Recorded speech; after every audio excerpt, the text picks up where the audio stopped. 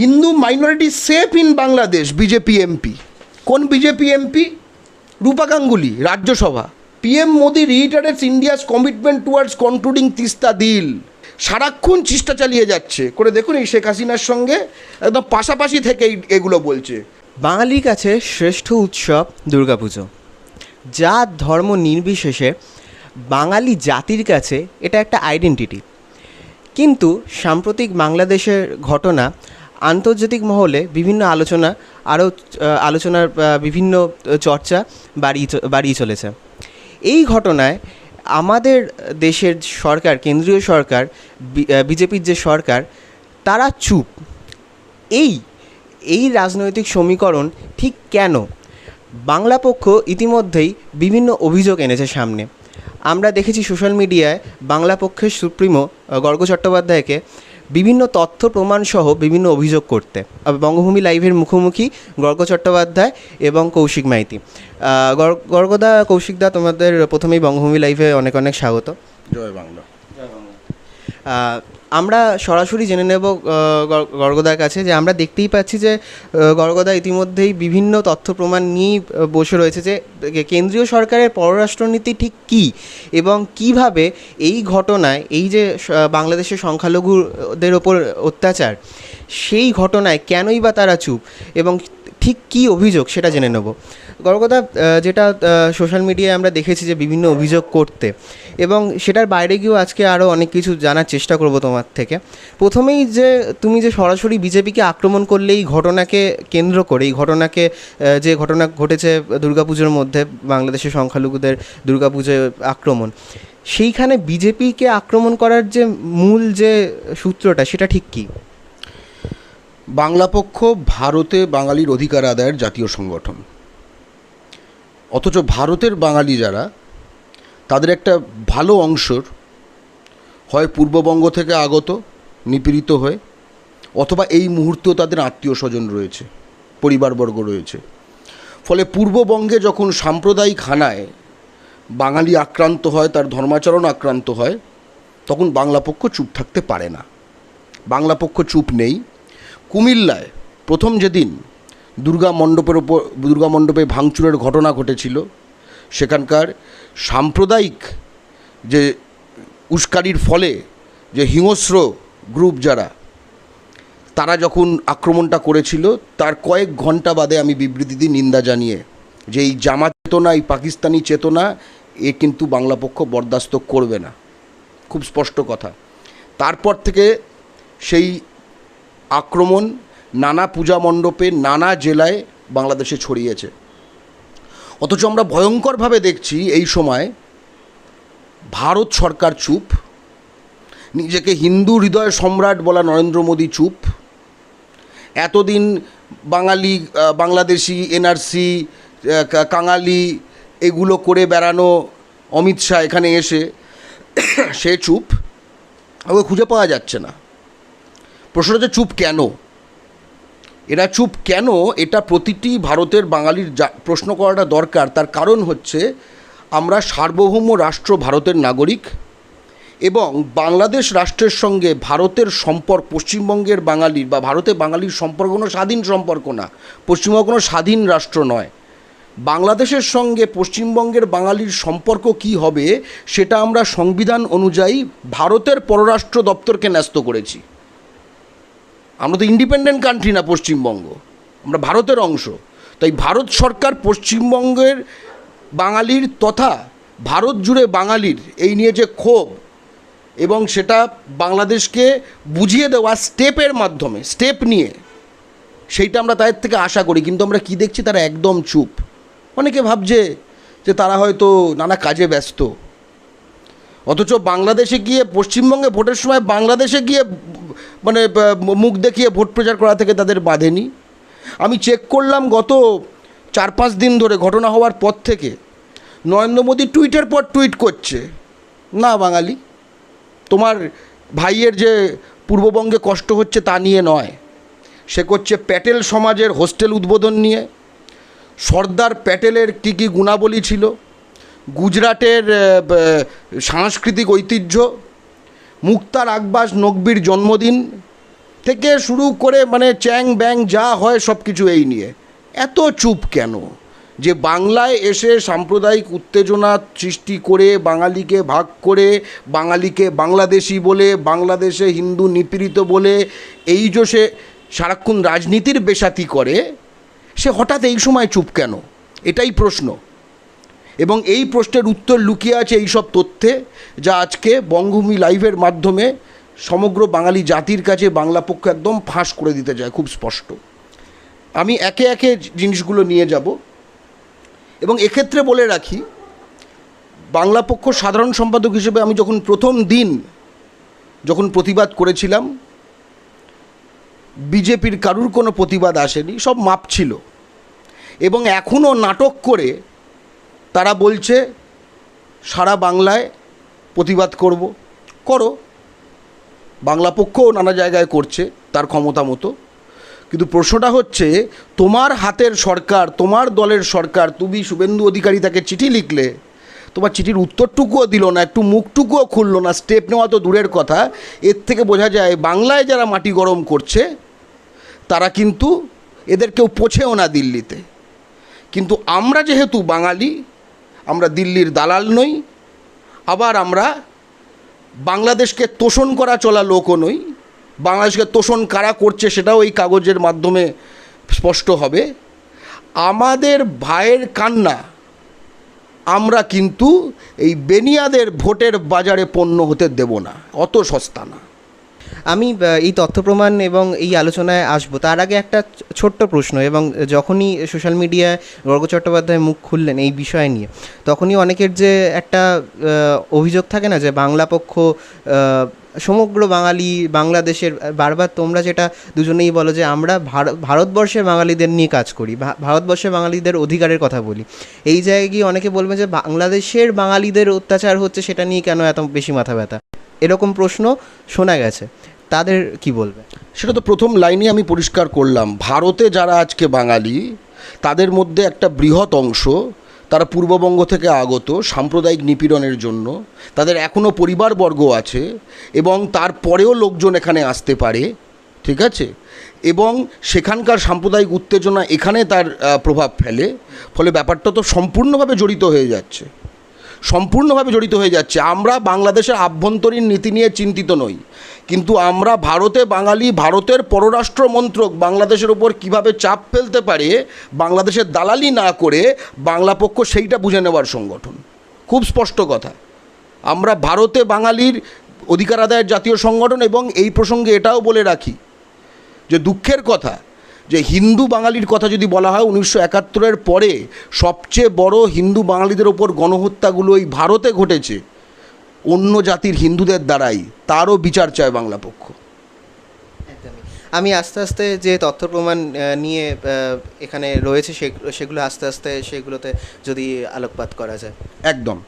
আমি শুরু করব কিছু তথ্য দিয়ে, যে বাংলাদেশে এই যে হিংসা হলো, সাম্প্রদায়িক হিংসা সেখানকার হিন্দু বাঙালি কমিউনিটির ওপর, এবং অনেকটা জুড়ে, এই একটা দুটো কুমিল্লা, চট্টগ্রাম, ফেনী, নোয়াখালী এরকম নয়, এখনও পর্যন্ত পাওয়া খবর অনুযায়ী 10টা জেলায় এরকম হয়েছে অন্তত। এবার এটা তো আজকের ঘটনা নয়, এটা তো বারবার বারবার বারবার ঘটছে, তাই না? 2014 সালে ঘটেছে, 2001-এর পরে ঘটেছে, 2016-তে ঘটেছে, পরপর ঘটে গেছে। তার মানে সেখানকার যে রাষ্ট্রিক পরিকাঠামো, সেখানকার যে রাজনৈতিক চেতনা, তার মধ্যে প্রচণ্ড গলদ রয়েছে এবং সেটা একটা কন্টিনিউয়াস বিষয়। কিন্তু আমাদের ভারত সরকার, যে সরকার আমাদের সংবিধান স্বীকৃত, যে সরকার বিশ্বজনীন এই পশ্চিমবাংলার বা ভারতের বাঙালির কণ্ঠস্বর হবে, তো আমাদের তো কোনো স্বাধীন কণ্ঠস্বর নেই, তারা এই পুরো প্রক্রিয়াটা এতদিন ধরে কি করেছে, বাইরে কি বলেছে আর ভেতরে কি করেছে, এবং কেন তাদের দুদিকে গলা আলাদা, এবং গলা আলাদার পেছনে কোন ব্যবসা স্বার্থ জড়িত রয়েছে, সব প্রকাশ করা হবে। প্রথমে আমি উইকিপিডিয়া থেকে এবং নানা জায়গায় দেখাতে চাই 2014-এ বাংলাদেশে হিন্দু বিরোধী যে নানা রকম সন্ত্রাস, পর আপনারা দেখতে পাবেন সব জায়গায়, Chittagong division, Dhaka division, Khulna division, Rangpur division, Rajshahi division, Barishal division, মানে বাংলাদেশ জুড়ে। এবং সেটা এমনই স্তরে যে এটা নিউ ইয়র্ক টাইমসে মানে আন্তঃরাষ্ট্রীয় স্তরের খবর, সেখানে Hindu temples and Holmes in বাংলাদেশের অ্যাটাক বাই মুসলিম ক্রাউডস, ঠিক আছে? তার মানে এতটাই ভয়ঙ্কর অবস্থা। এটা কিন্তু আজকের কথা বলছি না, এটা আমরা বলছি 2016-র কথা, তাই তো? এই 2016-র কথা এখানে বারবার এই খবরগুলো থাকছে। এই 2016-র পরে আমরা 2016-তেই দেখছি এই ভয়ঙ্কর জিনিস ধামাচাপা দিতে কে এগিয়ে যাচ্ছে? Hasina provided security of Hindus in the country, Tripura governor Tathagata Roy, যে বাংলাদেশের সংখ্যালঘু হিন্দু বাঙালিদের ওপর এরকম ব্যাপক আক্রমণের ফলে ইন্টারন্যাশনাল নিউজ হচ্ছে, সেখানে দালালি করতে পৌঁছে গেছে তথাগত রায়। এবারও সেই একই দালালি করেছে। বাংলাদেশে হিন্দুরা আগের থেকে সুরক্ষিত, এই তো 2016 দেখালাম, আর এই 2021, বুঝতে পারছেন তো কিরম আগের থেকে সুরক্ষিত। কিন্তু এবারও দালালি করতে নেমে গেছে, একদম টাইম বুঝে দালালি করতে নেমে গেছে। হিন্দুজিন, এটা একটা যেরকম ইন্ডিয়া টুডের খবর, একই জিনিস ডেকান ক্রনিকলের খবর, দক্ষিণের খবরের কাগজ, শেখ হাসিনা প্রোভাইডেড সিকিউরিটি। এ শুধু তথাগত, এই যে তথাগত রায় ছবি দিয়ে নিউজ হয়েছে, কিন্তু একা নয়। অর্থাৎ এটা যে মানে বিজেপির একটা সামগ্রিক চক্রান্ত। এটা বিজনেস স্ট্যান্ডার্ড, সব ভারতের খবরের কাগজ mainstream. Hindu minority safe in Bangladesh, BJP MP. কোন BJP MP? Rupa Ganguly, Rajya Sabha MP. সে সার্টিফিকেট দিচ্ছে আবার, ঠিক আছে? বাঙালি বলতে লজ্জা লাগে, ঠিক আছে? এবং কখন বলছে? সেখানকার বাংলাদেশের ক্ষমতাসীন দলের জাতীয় কাউন্সিলে সে গেছে মিটিং করতে। এগুলো কি বাঙালি জানে যে বিজেপি দলের এমপিরা, গভর্নররা বাংলাদেশের শাসক দলের তাদের পার্টি মিটিংয়ে গিয়ে সেখানকার হিন্দুরা সেফ আছে এমন এক বছরে গিয়ে সার্টিফিকেট দিয়ে আসে, যে বছরে সেখানে হিন্দুদের ওপর আক্রমণটা ইন্টারন্যাশনাল নিউজ হয়েছে? এবং এবছরও যখন সংখ্যালঘুদের মণ্ডপ এবং মন্দির এবং জানমালের ওপর আক্রমণ হয়েছে, তখন আবার সার্টিফিকেট দিয়েছে আগের থেকে ভালো আছে। ইন্ডিয়া টুডে দেখে নেবেন, ঠিক আছে? এবং শুধু তারা না, মিনিস্ট্রি অফ এক্সটার্নাল অ্যাফেয়ার্স বলছে যথাযথ ব্যবস্থা নেওয়া হয়েছে। এমন যথাযথ ব্যবস্থা নেওয়া হয়েছে যে ঘটনা ছিল কুমিল্লার, 3-4 দিনে সেটা 10টা জেলায় হয়ে গেছে। এটাই হচ্ছে তার কাছে যথাযথ। তার মানে চেপে দাও, ব্যাপারটা চেপে দাও। এত চুপ কেন? নরেন্দ্র মোদী এত চুপ কেন? অমিত শাহ এত চুপ কেন? তার কারণগুলো খুব স্পষ্ট একটু করে দিতে চাই, ঠিক আছে?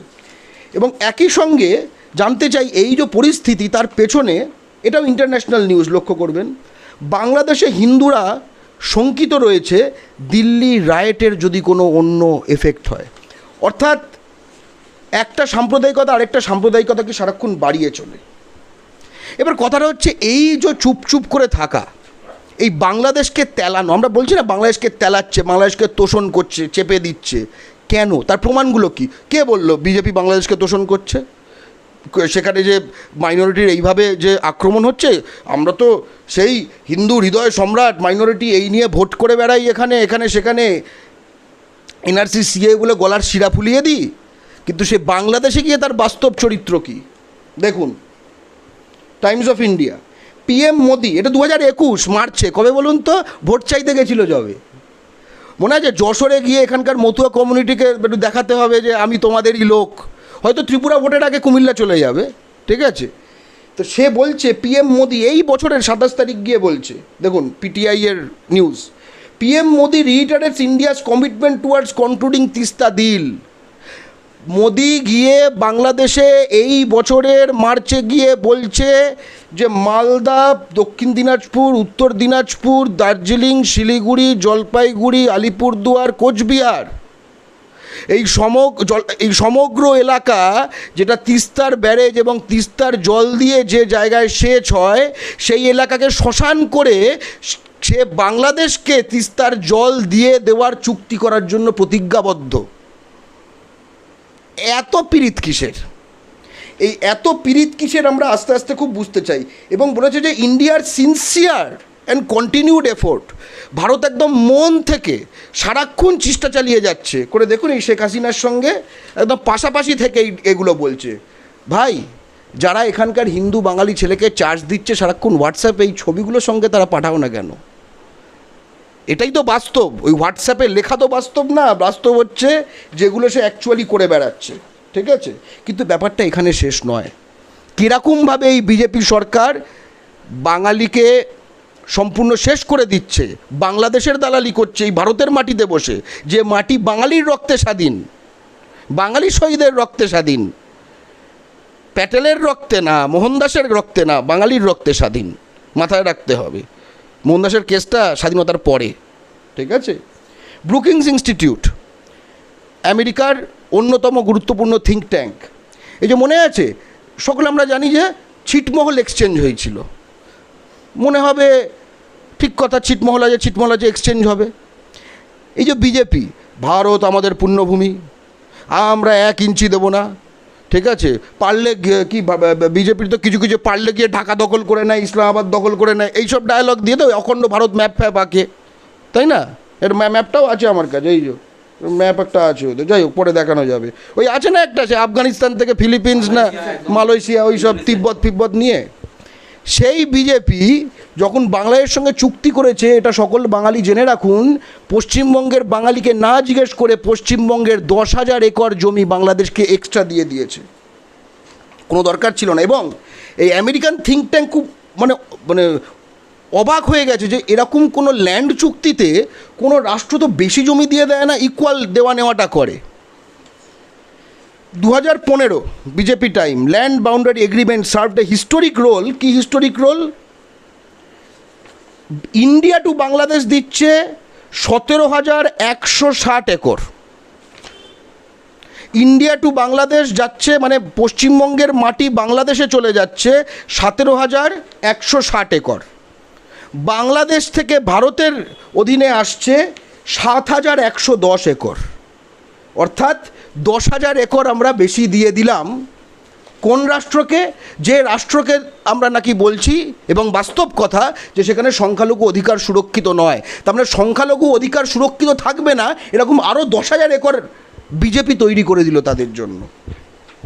এবার দেখুন, ভারতের উত্তর পূর্বাঞ্চল, সেখানে মাল যায় কোথা দিয়ে?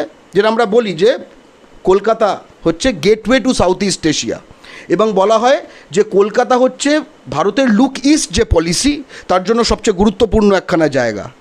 কিন্তু এই যেরকম তিস্তার জল দিয়ে গঙ্গার উপরে পশ্চিমবঙ্গের যে এলাকা, সেটাকে শুকিয়ে শ্মশান করতে চায়, তেমনি সারা পশ্চিমবঙ্গ, এমনকি একদম দক্ষিণে তার যে বন্দর, সেগুলোকেও শেষ করে দিতে চায়। তাজপুর বন্দর এখন আমাদের নিজেদের পয়সায় বানাতে হচ্ছে, ভোরসাগর পোর্ট বানাবে বলেছিল কেন্দ্র, বানায়নি। এবং যেটা এক্সিস্টিং, সেটা নাম বদলাতে পারে, কিন্তু তার ব্যবসা শেষ করে দিতে চায়। নর্থ ইস্টের ফুল এক্সপোর্ট হতো আমাদের এখানে এই কলকাতা পোর্টের মাধ্যমে। ভারত শুরু করে দিয়েছে 2020-তে। India begins trial transshipment to North East via Chittagong port. বাংলাদেশে টাকা গুঁজছে, বাংলাদেশের চিটাগং পোর্টে টাকা গুঁজছে, সেখানকার ইনফ্রাস্ট্রাকচারে টাকা গুঁজছে। এখানে ইনফ্রাস্ট্রাকচারে টাকা দেয় না, হলদিয়া পোর্টে, কলকাতা পোর্টে, এখানে পোর্ট বানায় না, এখানে ড্রেজিং করে না, এখানে নাব্যতা হারাচ্ছে, ঠিক আছে? শুধু এক জায়গা না, এটা হচ্ছে সেন্টিনেল, এটা আসামের কাগজ। এবং এটা এত বড় খবর যে এটা শিপিং নিউজ, যে বিশ্বব্যাপী শিপিং সম্বন্ধে যে নানা রকম ওয়েবসাইটে, যে সেখানেও, ঠিক আছে, তারাও সেখানে বলছে যে ইন্ডিয়া 6, এটা এমন নয় যে বাংলাদেশ মানে নিজে থেকে দিয়েছে, কটা প্রাইভেট প্লেয়ার করছে। ভারত বলছে 6 রেগুলার ট্রানজিট থ্রু মোংলা এবং চিটাগং পোর্ট। মোংলা কথাটা আরও খারাপ, কারণ মোংলা হচ্ছে ভেতরে, তার মানে এবার ভেতরে ভেতরে পাস করাবে, তার মানে আমাদের যে এইসব জায়গা দিয়ে ভেতরে যে ট্রাক যায়, এইভাবে যে এই পুরো ব্যাপারটাকে নষ্ট করে দেবে। মানে বাংলার থেকে, বাংলার ওপর দিয়ে যাবে কিছুটা, যেটা এখন হচ্ছে সম্পূর্ণ নষ্ট, বাংলাকে এড়িয়ে যাতে নর্থ ইস্টে জিনিসটাকে দিয়ে দেওয়া যায়। খুব স্পষ্ট কথা, ঠিক আছে? এবার দেখুন, এগুলো এই একই লোডস্টার, ঠিক আছে, এটা হচ্ছে শিপিং সম্বন্ধীয় ওয়েবসাইট, সব আপনাদের দিয়ে দেবো, আপনারা ছবি তুলে নিতে পারবেন। এটা বাংলাদেশের শিপিংয়ের জন্য খুব ভালো হয়েছে, সাম রিলিফ অ্যাট লাস্ট। বাংলাদেশের শিপিং কোম্পানিরা খুব খুশি, কারণ India has offered Bangladesh shippers the use of its port and import trade to third countries. বাংলাদেশের যাতে ট্রেড ফ্রেড খুব ভালো হয়, বাংলাদেশের শিপিং কোম্পানিগুলোকে ভারত তার ব্ল্যান্ডগুলো অফার করছে। মানে বুঝতে পারেন ব্যাপারটা, বুঝতে হবে, বাংলাদেশ ভারতের মধ্যে দিয়ে মাল তৃতীয় রাষ্ট্রে নিয়ে যাবে, আর ভারতের একাংশ থেকে আরেক অংশের মাল পশ্চিমবঙ্গ দিয়ে না বাংলাদেশ দিয়ে যাবে। আপনি বুঝতে পারছেন এই ভারতের মাটিতে কারা বসে বাংলাদেশের দালালি করছে এবং তারা আজকে কেন চুপ? গুজরাট, রাজস্থান, বিমল, শেখর মোটা হয়ে খেটে খেটে, বুঝতে পারছেন কাদের ইন্টারেস্টে চলে? আসলে বাঙালি হিন্দু ভাবছে এই তো হিন্দু হিন্দু করছে, আমার কথা তো ভাববে, ওরা চুপ, কারণ তুই হিন্দু হতে পারিস কিন্তু বাঙালি তো, তাহলে আর কি করে হলো?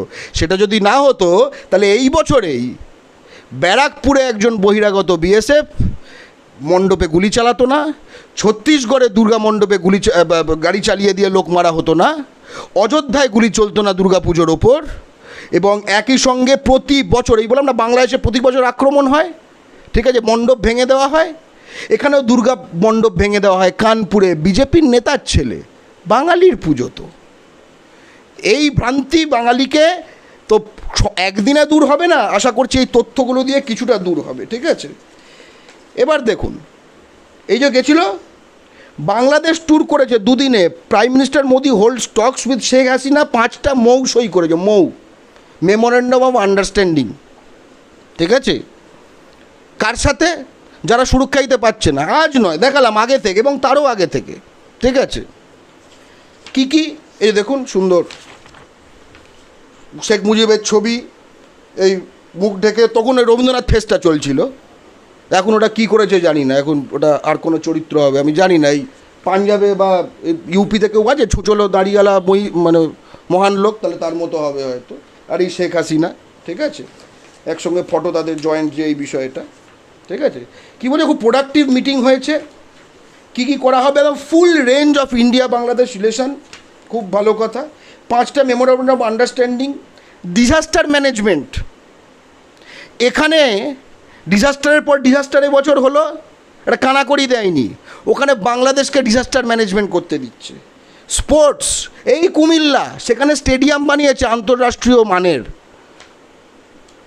পশ্চিমবঙ্গের মাটিতে এই বিজেপি সরকার কখনো একখানা আন্তর্রাষ্ট্রীয় মানের স্টেডিয়াম বানায়নি, ঠিক আছে, জেনে রাখা দরকার। এখানে হেলথ, ট্রেড, কানেক্টিভিটি, এই সেই অনেক কিছু বলছে। তারপরে কি করছে? তিস্তা তো এক্ষুনি দিতে পারছে না, কারণ পশ্চিমবঙ্গের বাঙালি ঐক্যবদ্ধ যে পশ্চিমবঙ্গকে শ্মশান করে বাংলাদেশকে জল দেওয়া যাবে না, কিন্তু তলে তলে কি করে দিচ্ছে, আরও 6খানা নদী কিন্তু দিয়ে দিচ্ছে, সেটারই ফ্রেমওয়ার্ক এগ্রিমেন্ট। মনু, মুহুরী, খোয়াই, গুমটি, ধরলা, দুধকুমার, এই 6টা নদীর জল এই এবছর ফ্রেমওয়ার্ক বানিয়ে নিয়েছে কি করে বাংলাদেশকে জলগুলো দিয়ে দেবে, দেখুন স্পষ্ট, ঠিক আছে।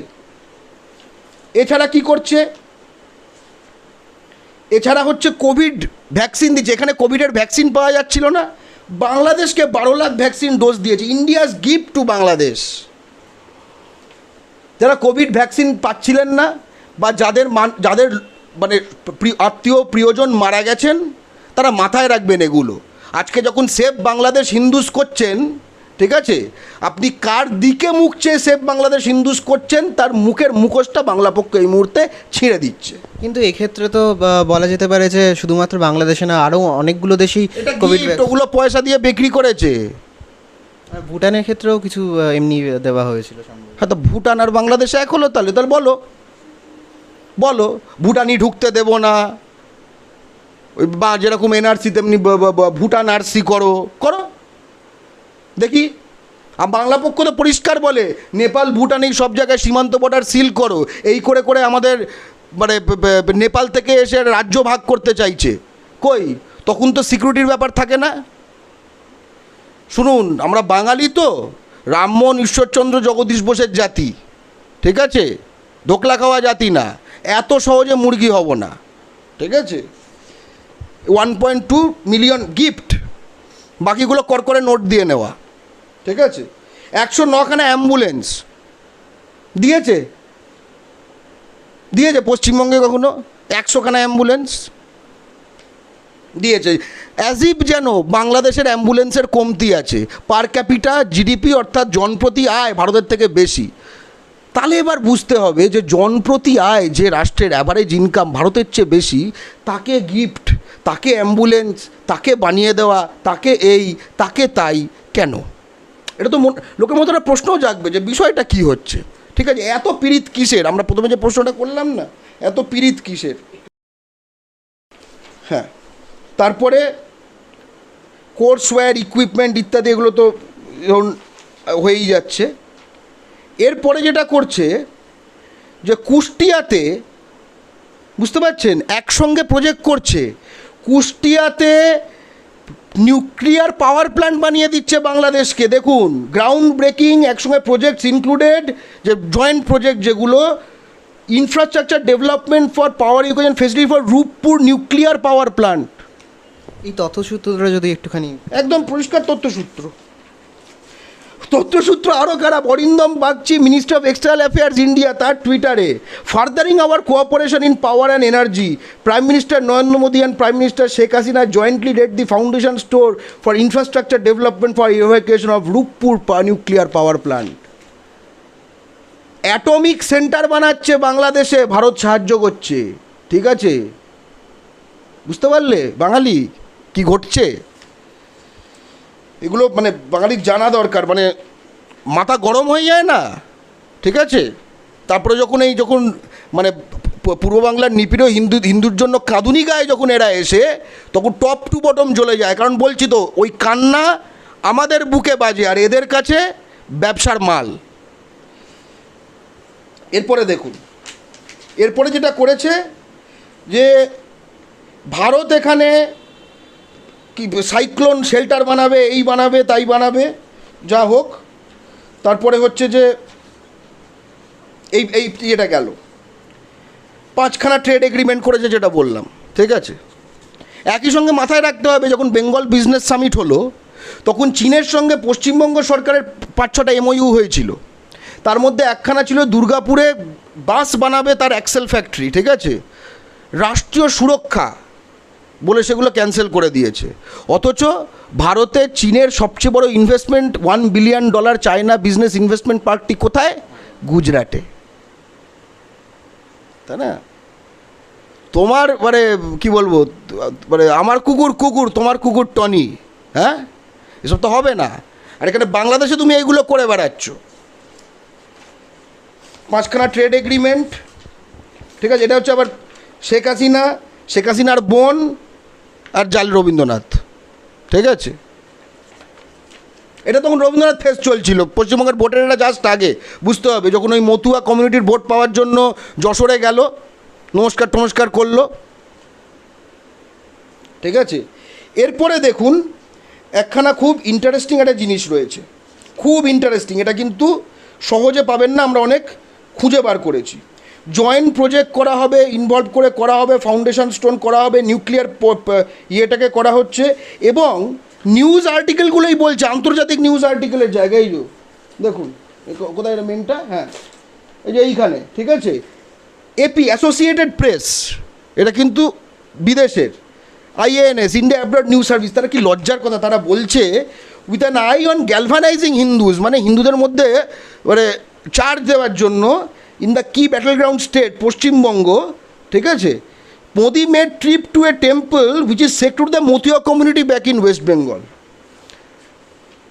ধিক্কার জানাই যে বাংলাদেশে বসে আজকে পশ্চিমবঙ্গের আভ্যন্তরীণ রাজনীতি করছে, ভারতে বসে আজকে বাংলাদেশের দালালি করছে, এবং তুমি কাঁদুনি গাইতে এসছো। এবার দেখুন, স্টেটসম্যানে বেরিয়েছে এখানকার কাগজ, সেই একই জিনিস। এই যে কী করে জয়েন্ট ইনফ্রাস্ট্রাকচার প্রজেক্টগুলো খুলছে, এগুলো অনলাইনে খুলছে বলে ফটোগুলো এরকম। ঠিক আছে, এবং এখানে ত্রিপুরার বিপ্লব দেবও আছে। এ দেখুন, শেখ হাসিনা, বিপ্লব দেব সব মিলে ফিলে inaugurated 3 projects in Bangladesh. Biplab Deb involved, বাংলাদেশে প্রজেক্ট খুলছে। ঠিক আছে, নিউ পাওয়ার প্রজেক্ট, ওখানে রেলের প্রজেক্ট বানাচ্ছে, ভালো। ঠিক আছে, আরও সব হোক। এবার দেখুন, এইটা খুব ভয়ঙ্কর বিষয়। এইটা কিন্তু, এই তথ্য কিন্তু আপনাকে আর কেউ দেবে না। এই যারা যারা দেখছেন তারা তো একটা ব্যাংক থেকে লোন নেবার অনেকে চেষ্টা করছেন ব্যবসা করতে, তাই তো? কিছুটা বানাবো, কী রেটে লোন দেয় আপনাকে? আপনি যে পশ্চিমবঙ্গের বাঙালি, ভারতের বাঙালি বা, তাই তো, কী রেটে লোন দেয় আপনাকে এই রাষ্ট্রায়ত্ত ব্যাঙ্কগুলো যেগুলো দিল্লি কন্ট্রোল করে? যা কিছু একখানা ভ্যারি করে।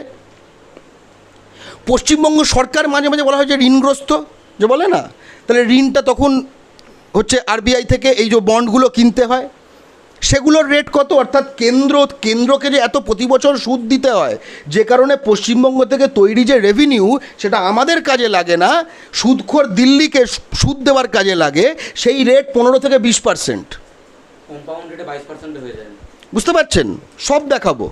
আচ্ছা, বাংলাদেশকে $4.5 বিলিয়ন, $5 বিলিয়ন এই ধরনের লোন ভারত বিজেপির আন্ডারে কি রেটে দেয় জানেন? শকড হয়ে যাবেন। 25 বছরে ফেরত দিতে হবে 1% রেট, তাও প্রথম 5 বছর ইন্টারেস্ট দিতে হবে না। কেমন লাগছে বাঙালি? ভারতের বাঙালি, আর যদি তুমি ভারতের হিন্দু বাঙালিও হও, কেমন লাগছে? কি মনে হচ্ছে? Economic Times, Bangladesh signs $4.5 billion loan deal with India, ঠিক আছে? এবার রেটটা বলছি। Line of credit agreement was sign between Arun Jaitley, তখন ছিল, ঠিক আছে, ক্যান্সেল হয়নি, মোহিত, ইকোনমিক অ্যাফেয়ার্স ডিভিশন।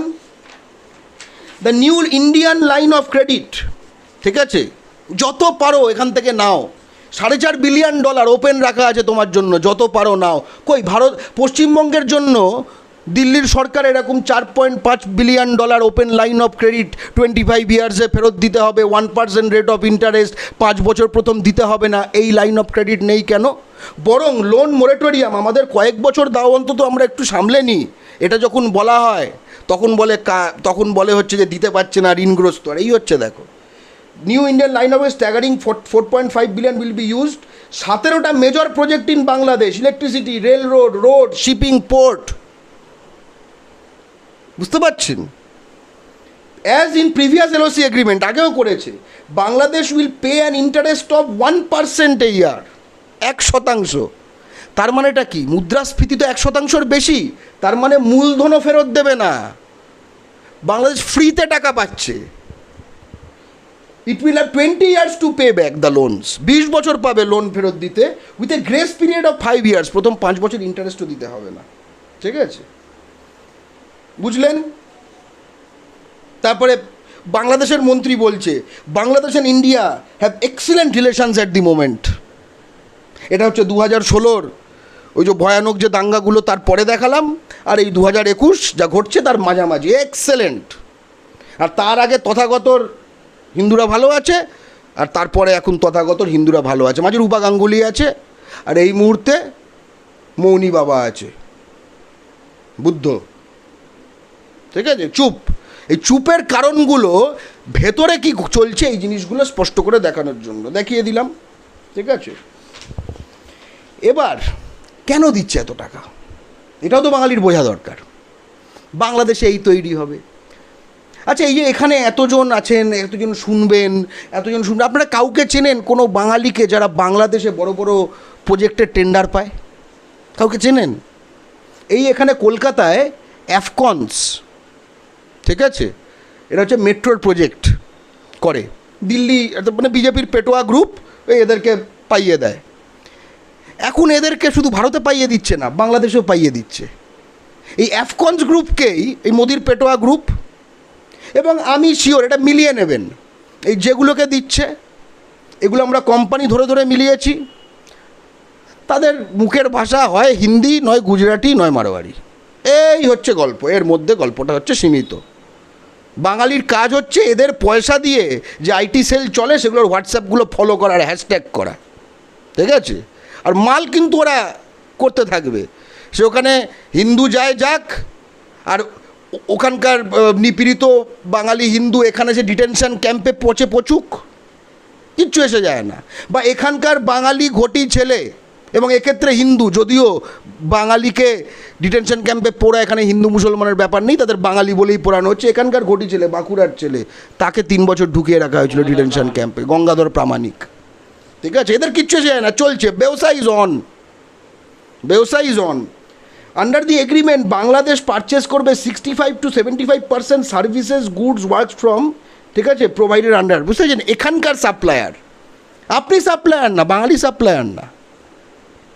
যারা ধোকলা খায় ব্রেকফাস্টে তাদের সাপ্লায়ার, যারা ভুজিয়া খায় বিকেলে তাদের সাপ্লায়ার, আর তার মাঝখানে যারা মুখে গুটকা চিবিয়ে ঘুরে বেড়ায় সেই সব সাপ্লায়ার, সেই সব সাপ্লায়ার। মানে বিজেপি যাদের দিয়ে সাপ্লাই করায়, বিজেপি দলটা যাদের, যে করতে শুভেন্দু অধিকারী আর এই সুকান্ত মজুমদার টাইপের কর্মচারীগুলো পোষে যাদের টাকায়, ঠিক আছে, এগুলো তো কর্মচারী। আজকে বিজেপির কোনো একখানা নীতি উল্টোনোর এদের কোনো ক্ষমতা রয়েছে? এই যে চিঠি পাঠালো Suvendu Adhikari leader of opposition হিসেবে, বা প্রধানমন্ত্রী নরেন্দ্র মোদী, আপনি স্টেপ নিন। আরে তুই কে রে শুভেন্দু অধিকারী? স্টেপ তো স্টেপ, মুখও খোলেনি। বুঝিয়ে দিল তোর জায়গা, যে আমি ওপরে এখন ঘুমোচ্ছি, 3 তলা বাড়ি, 1 তলায় সিঁড়ির তলায় তোকে থাকতে, চুপ করে বসে থাকতে বলা হয়েছে। এত চিঠি পাঠিয়ে আবার কি? চুপ করে বসে থাকবি, তাহলে ঘর থেকে বার করে দেবো, দরজা বেশি দূরে না। ও আবার চুপ করে যাবে, গরম করবে, তখন সিঁড়ির তলাতেই গরম করবে, এই কেন হচ্ছে না, ঠিক আছে, খুব বেশি আওয়াজ করবে না, ঘুম যাতে না ভেঙে যায়। আমরা নরেন্দ্র মোদীর ঘুম ভাঙিয়ে 3 তলা থেকে হিড় করে টানিয়ে নেমে তাদের এই যে পশ্চিমবঙ্গ এবং বাংলাদেশের বর্ডারে তাকে তাকিয়ে চোখ খুলে দেখবো, দেখ, এবং এগুলো কি হচ্ছে এগুলো বাঙালিকে দেখাবো, এবং বাঙালিকে দেখাবো একে, যে দেখ এ কী জিনিস, এ কী করে বেড়াচ্ছে, এবং এ চুপ কেন। এগুলো করবে, এর আগেও 2-একটা এইসব করেছে, ঠিক আছে, এবং এর ফলে আরও এগুলো হচ্ছে। একই সঙ্গে পশ্চিমবাংলার যে ঋণ সেগুলো বাড়তে থাকছে। কি বললাম, রেটটা মাথায় রাখতে হবে। 20 বছর 1% ইন্টারেস্ট, কয়েক বিলিয়ন ডলার, 4.5 আরও দিয়েছে, এবং তারপরে 5 বছর গ্রেস পিরিয়ড। আমাদের ডেট পাইল বাড়ছে পশ্চিমবঙ্গে, ঠিক আছে, কত এগুলো বলে দিচ্ছে, ঠিক আছে, টেলিগ্রাফের নিউজ কিভাবে নিতে হচ্ছে, কত high. He added that debt issue at high interest, খুব হাই ইন্টারেস্ট হচ্ছে, এবং তার ফলে আমাদের রিপেমেন্টে খুব প্রবলেম হচ্ছে, লিখছে এখানে। আমাদের ট্যাক্স কালেকশন বাড়ছে, কিন্তু তবুও পেমেন্টে প্রবলেম হচ্ছে, তার কারণটা হচ্ছে ইন্টারেস্ট রেটটা এমন বাড়তে থাকছে। এই যে হাই ইন্টারেস্ট বার্ডেন, ওয়েস্ট বেঙ্গলের ফাইন্যান্স মিনিস্টার বলছে ইকোনমিক টাইমসে, ঠিক আছে, হি ইজ মপিং আপ 31,000 কোটি টাকা ট্যাক্সে শুধু এটা দিতে হচ্ছে 25%, কিন্তু servicing the states debt burden is limiting the states capacity for development. এবার মানেটা বুঝুন, দিল্লি বাংলার থেকে, পশ্চিমবাংলার থেকে এমন সুদ নিচ্ছে যে আমার এখান থেকে তৈরি রেভিনিউ, ট্যাক্স, রাজস্ব, এ দিয়ে আমরা বাংলার, পশ্চিমবাংলার উন্নয়ন করতে পারছি না, কারণ এই টাকাগুলো দিল্লি শুষে নিচ্ছে। আবার যে হাই ইন্টারেস্ট রেটে দিতে হচ্ছে, কিন্তু বাংলাদেশকে তার পোর্ট, তার ইলেকট্রিসিটি, তার রাস্তা, তার তার নিউক্লিয়ার পাওয়ার প্ল্যান্ট করতে 1% ইন্টারেস্টে 20 বছরে, প্রথম 5 বছর গ্রেস পিরিয়ডে বিলিয়ন ডলার দিচ্ছে। তখন দেখলাম তো এখানে লিমিটেশনও দিয়ে রেখেছে বোধহয়, একটা ইন্টারেস্ট রেটের একটা লিমিটেশন দেখলাম, যে এরপরে ওয়েস্ট বেঙ্গল গভর্নমেন্ট আর চাইলেও খরচা। হ্যাঁ, একদমই।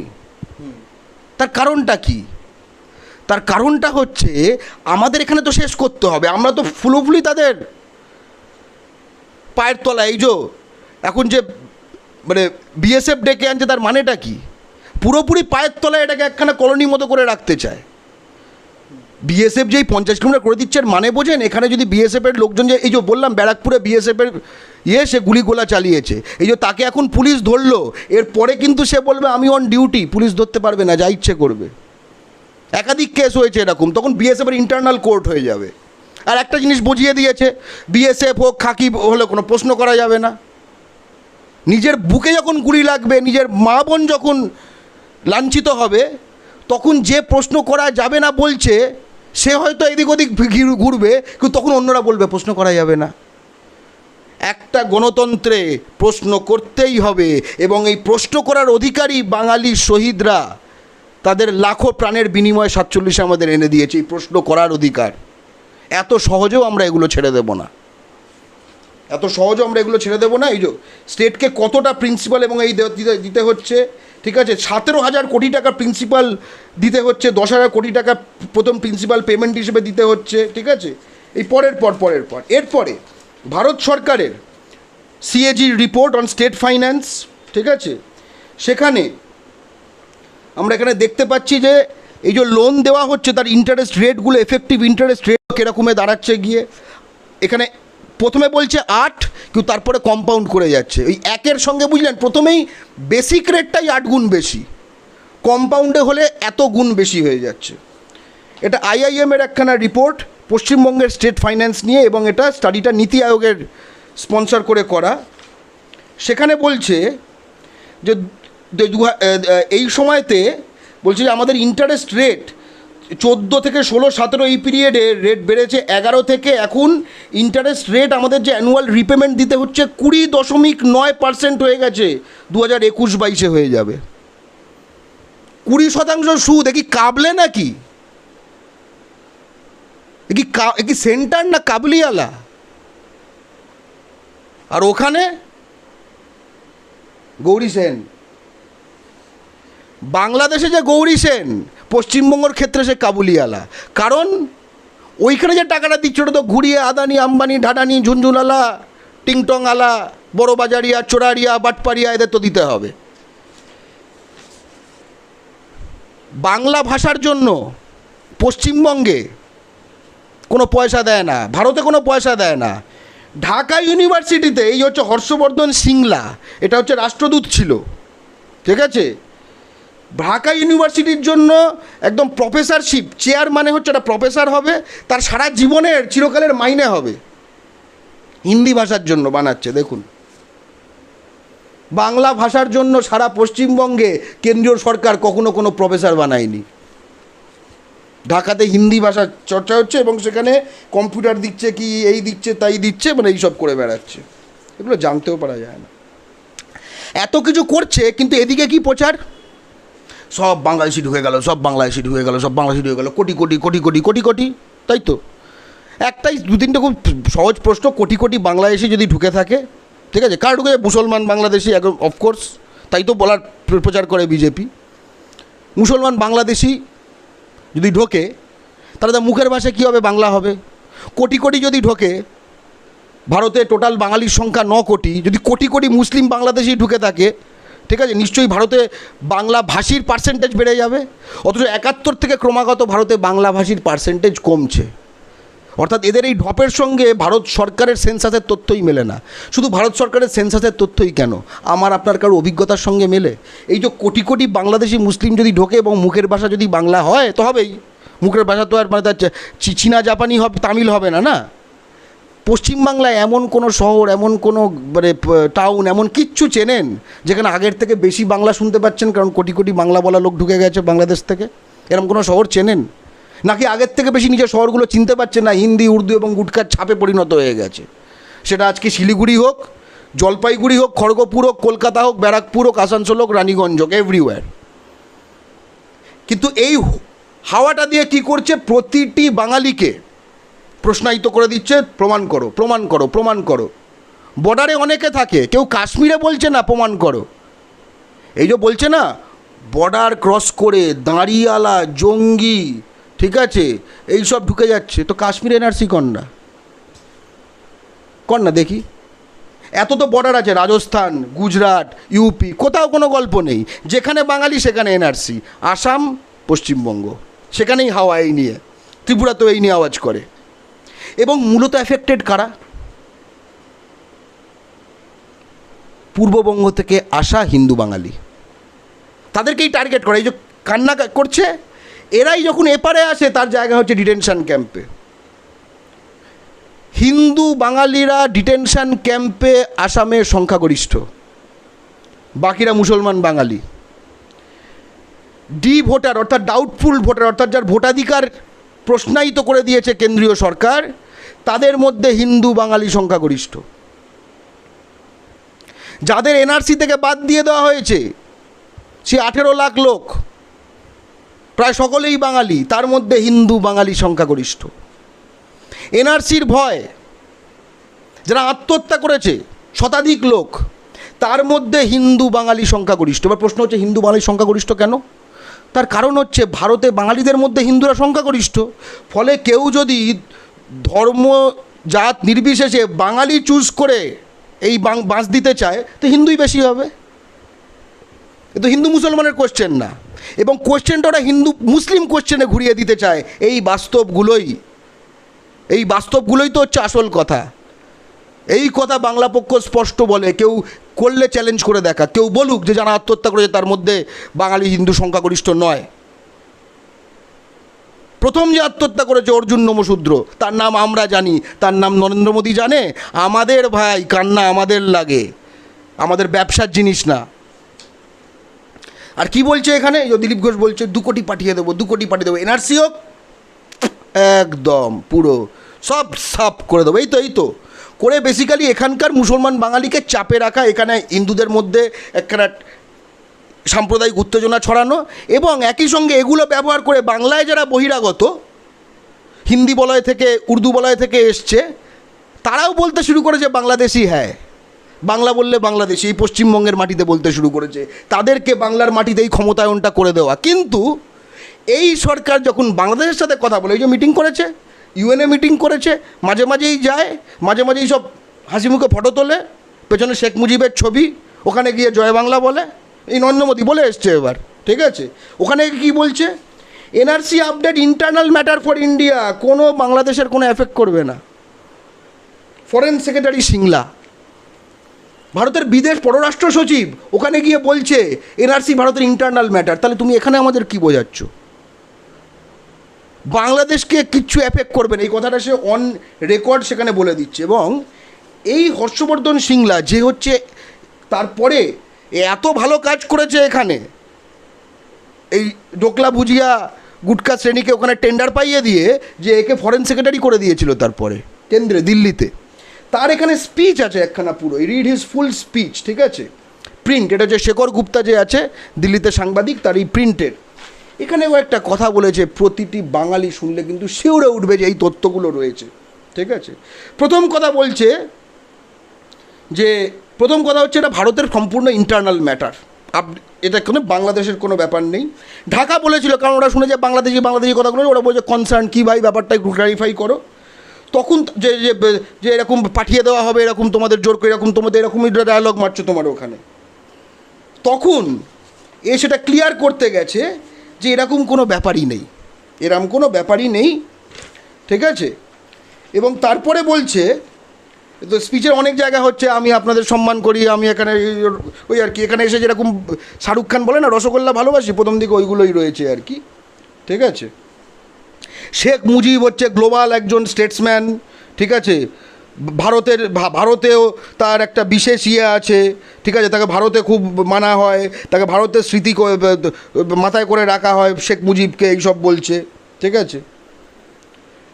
এবার তারপরে এই জায়গায় বলছে যে আমি সোনার বাংলা থেকে বহুত দূরে আছি, এখানে আবার এখানে সোনার বাংলা করতে গেছিলো, ওখানে সোনার বাংলা, তো এই দেখুন, এখানে এসে বলছিল সোনার বাংলা, আর ওখানে বলছে সোনার বাংলা। বিজেপি, তোমার কাছে বাংলা কোনটা? পশ্চিমবঙ্গের বাঙালি বুঝিয়ে দেবে যে বাংলাই তোমার খোক, সেটা এই পশ্চিমবঙ্গ নয়, ঠিক আছে। তারপরে যেটা বলছে যে এখানে বাংলার মাটি বাংলার জল, এইসব বলে বেড়াচ্ছে ওখানে গিয়ে, এগুলো জানে।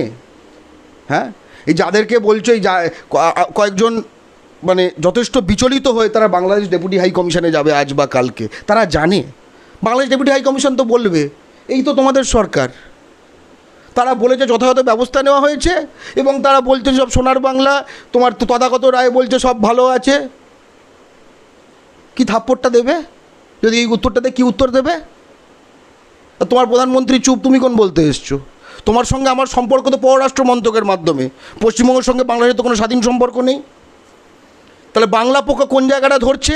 পররাষ্ট্র মন্ত্রকের, এবং যেটা এই জিনিসটা হচ্ছে, অর্থাৎ যেটা ভারতীয় জনগণের কন্ট্রোলে, রাষ্ট্রসংঘ পশ্চিমবাংলার জনগণের কন্ট্রোলে না, বাংলাদেশ সরকার পশ্চিমবাংলার জনগণের কন্ট্রোলে না, কিন্তু ভারত একটা গণতন্ত্র, ভারত সরকার পশ্চিমবাংলার জনগণের একখানা তার রিপ্রেজেন্টেশন রয়েছে, তার একটা ভয়েস রয়েছে যদি বাঙালিকে তারা ভারতের নাগরিক মনে করে, এবং এই যে চুপ করে আছে এর মানে হচ্ছে বাঙালিকেই তারা কোনো পাত্তা দেয় না পশ্চিমবঙ্গের। ঠিক আছে, এখানে যে জিনিসটা তারা বলার চেষ্টা করেছে যে বাংলাদেশকে এশিয়ার লিডার বানাতে চায়, এইসব সব প্ল্যান তাদের। ঠিক আছে, এবং বলছে যে আমরা সব প্রবলেম সলভ করে নিয়েছি, যেরকম ল্যান্ড বর্ডারের এই ল্যান্ড এক্সচেঞ্জ, এই যে 10,000 একর জমি এক্সট্রা বাংলাদেশকে দিয়ে দিয়েছে, ওইটাই হচ্ছে প্রবলেম সলভড। মানে আমাদের জমি বাংলাদেশকে দিয়ে দেওয়া হচ্ছে তার কাছে সলিউশন। এরম ভয়ঙ্কর সলিউশন চাই না আমাদের। স্পষ্ট যতগুলো আমরা বলছি না, এর মানে হচ্ছে এগুলো সব নাকচ করতে হবে। আমরা তো আমাদের দাবিটা বলছি একই সঙ্গে, যে ওই 10,000 একর জমি বাংলাদেশ থেকে পশ্চিমবঙ্গের ফেরত চাই, ভারতের ফেরত চাই। ওই যে লাইন অফ ক্রেডিট, এটা পশ্চিমবঙ্গের চাই, বাংলাদেশকে দিলে হবে না। যা যা বললাম এগুলো সব এখানে চাই, ওখানে না। এত পীড়িত, এত দরদ তোমার পেটোয়াদের পয়সা ভরতে, এটা হবে না। ঠিক আছে, 75খানা সেপারেট ডায়ালগ আছে কানেকশন করার জন্য। ঠিক আছে, এবং যেটা বলছে যে কিছু এক্সাম্পল দিচ্ছে যে আমরা কত ট্রেন বানিয়ে দিয়েছি, ট্রেনের লাইন বানিয়ে দিয়েছি, ওয়েলথ ক্রিয়েশন করেছি বাংলাদেশে, জব ক্রিয়েশন করেছি বাংলাদেশে। ঠিক আছে, নদী 54টা নদী নিয়ে আমাদের মানে প্ল্যান আছে জল দিয়ে দেওয়ার। কারণ জল দেখুন, বাংলাদেশ থেকে তো ভারতের থেকে, বাংলাদেশ থেকে তো ভারতের নদী ঢোকে না, ভারত থেকে বাংলাদেশে ঢোকে। তার মানে জলটা দিয়ে দেওয়া মানে কোথা থেকে ঢোকে, তার অধিকাংশ পশ্চিমবঙ্গ থেকে ঢোকে। তার মানে পশ্চিমবঙ্গকে শুকিয়ে দেবে, পশ্চিমবঙ্গকে শুকিয়ে দেবে, খুব স্পষ্ট কথা। তারপরে বলছে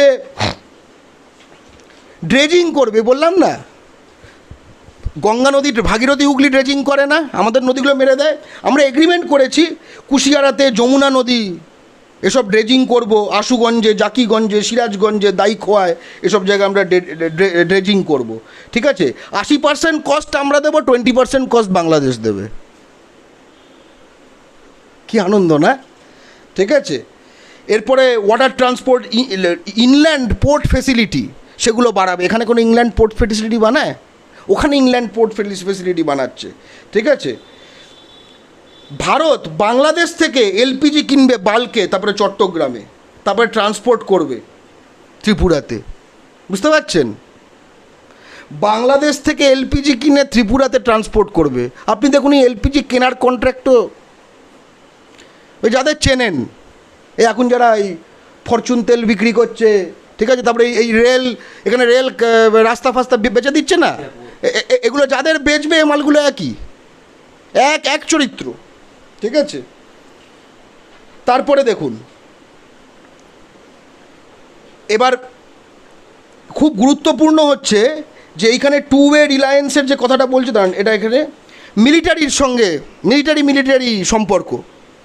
যে মিলিটারি তার নিজের রাষ্ট্রে সংখ্যালঘুর নিরাপত্তা দিতে পারে না, তার সঙ্গে মিলিটারির সম্পর্ক। এবং বাংলা পক্ষ স্পষ্ট বলছে যে বাংলাদেশের মিলিটারি যে ইউএন পিস কিপিং ফোর্সে যায়, সেখানে গিয়ে ভালো ভালো টাকা আয় করে, এবং যে রাষ্ট্রের ভেতরে মানবাধিকার লঙ্ঘন হয় সে রাষ্ট্রকে এরকম ইউএন পিস কিপিং ফোর্সের মিলিটারিতে যাওয়ার আটকানোর প্রক্রিয়া রয়েছে।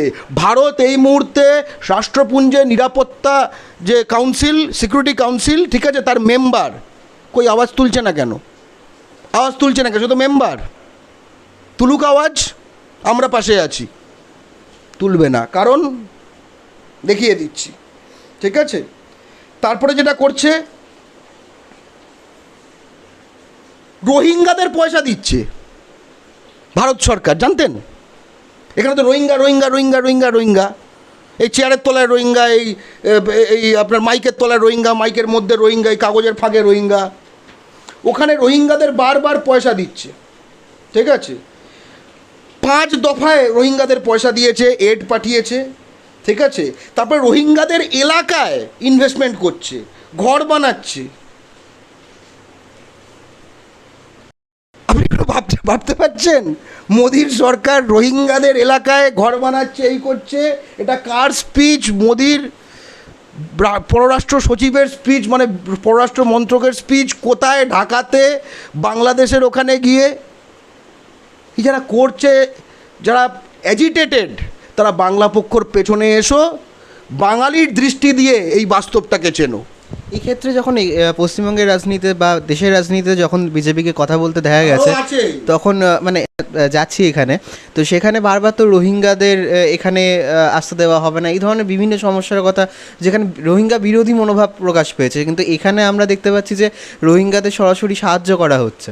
মানে এই বাংলার মাটিতে রোহিঙ্গা বিরোধী একমাত্র বাংলা পক্ষ।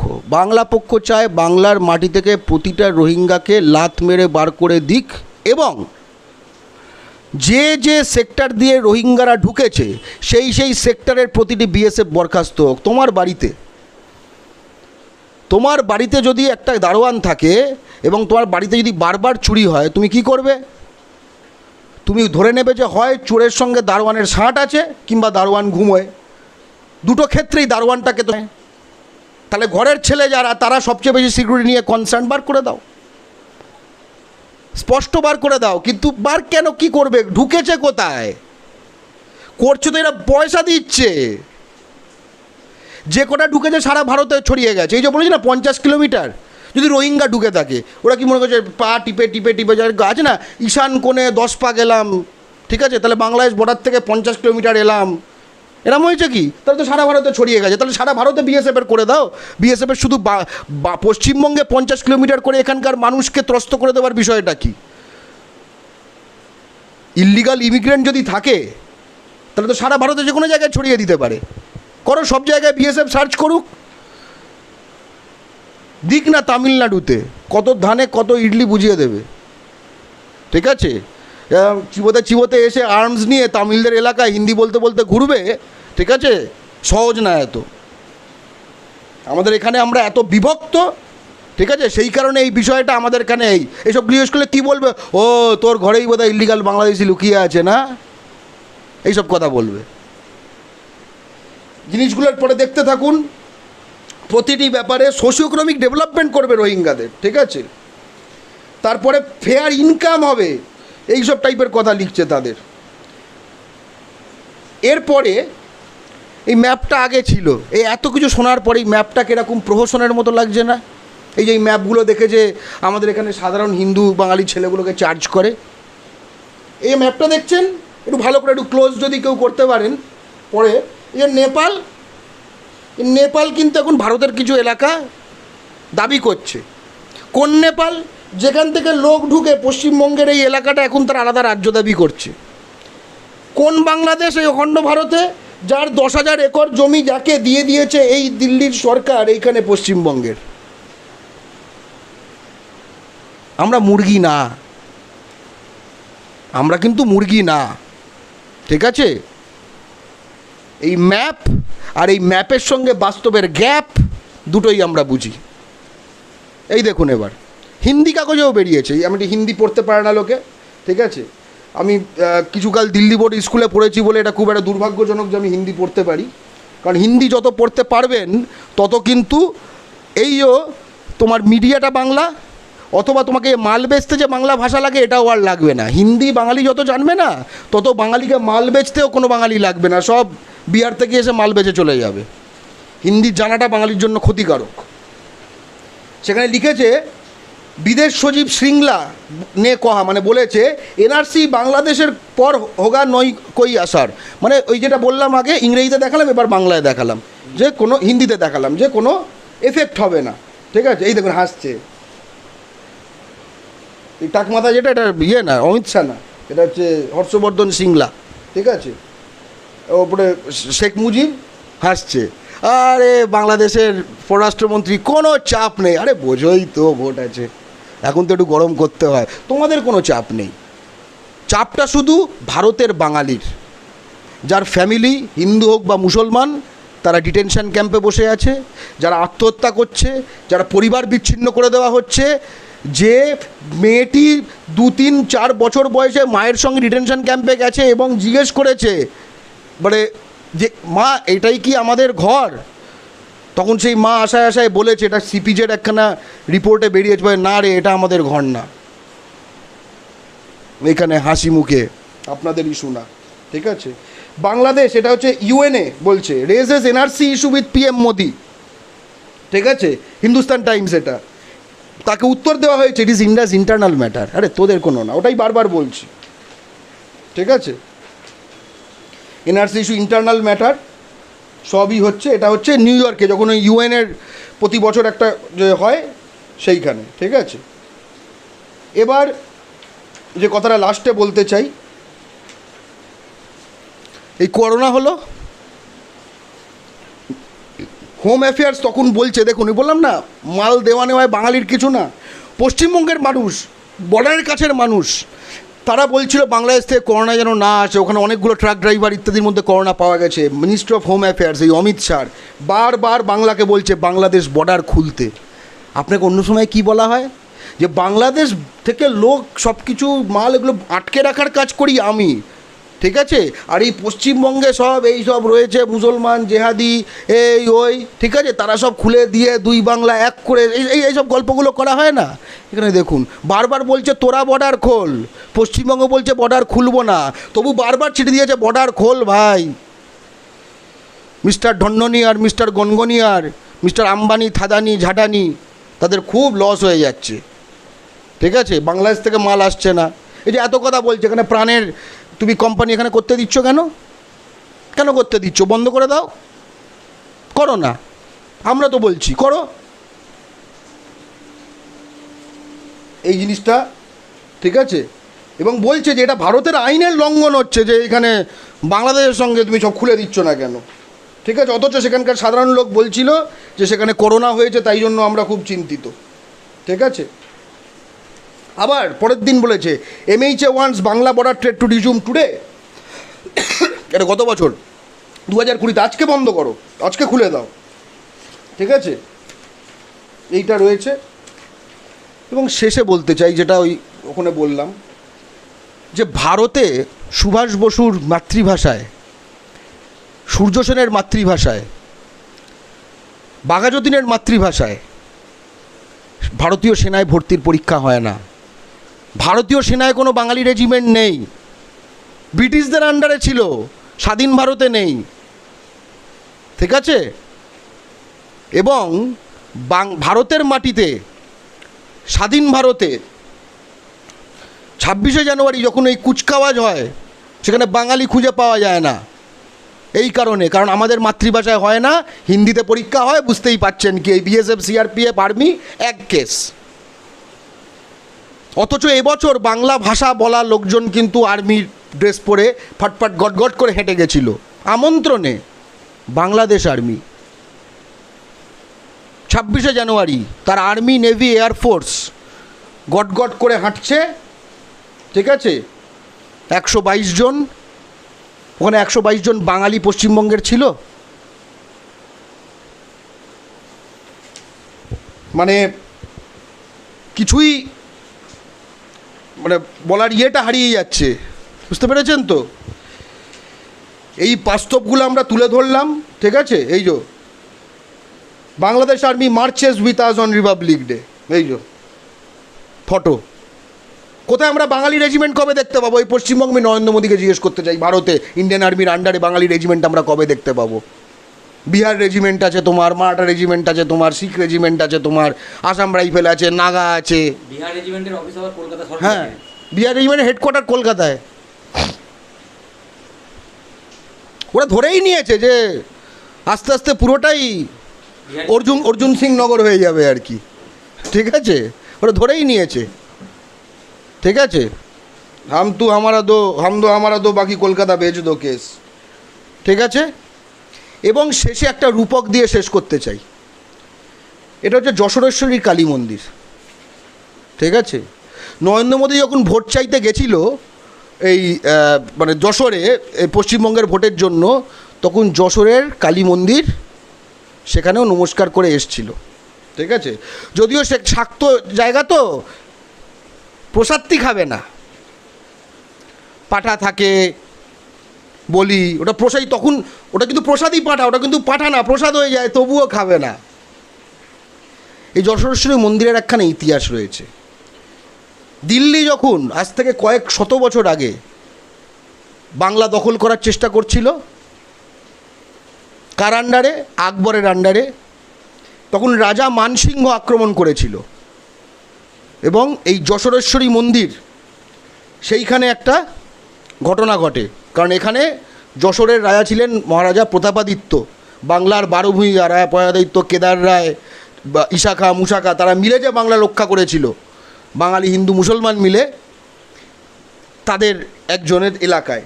ঠিক আছে, এই যশোরেশ্বরী মন্দিরের একটা খুব ইন্টারেস্টিং ঘটনা আছে সেই সময়, এবং এই রূপকটা দিয়ে আমি শেষ করব। যে নাট মন্দিরে যখন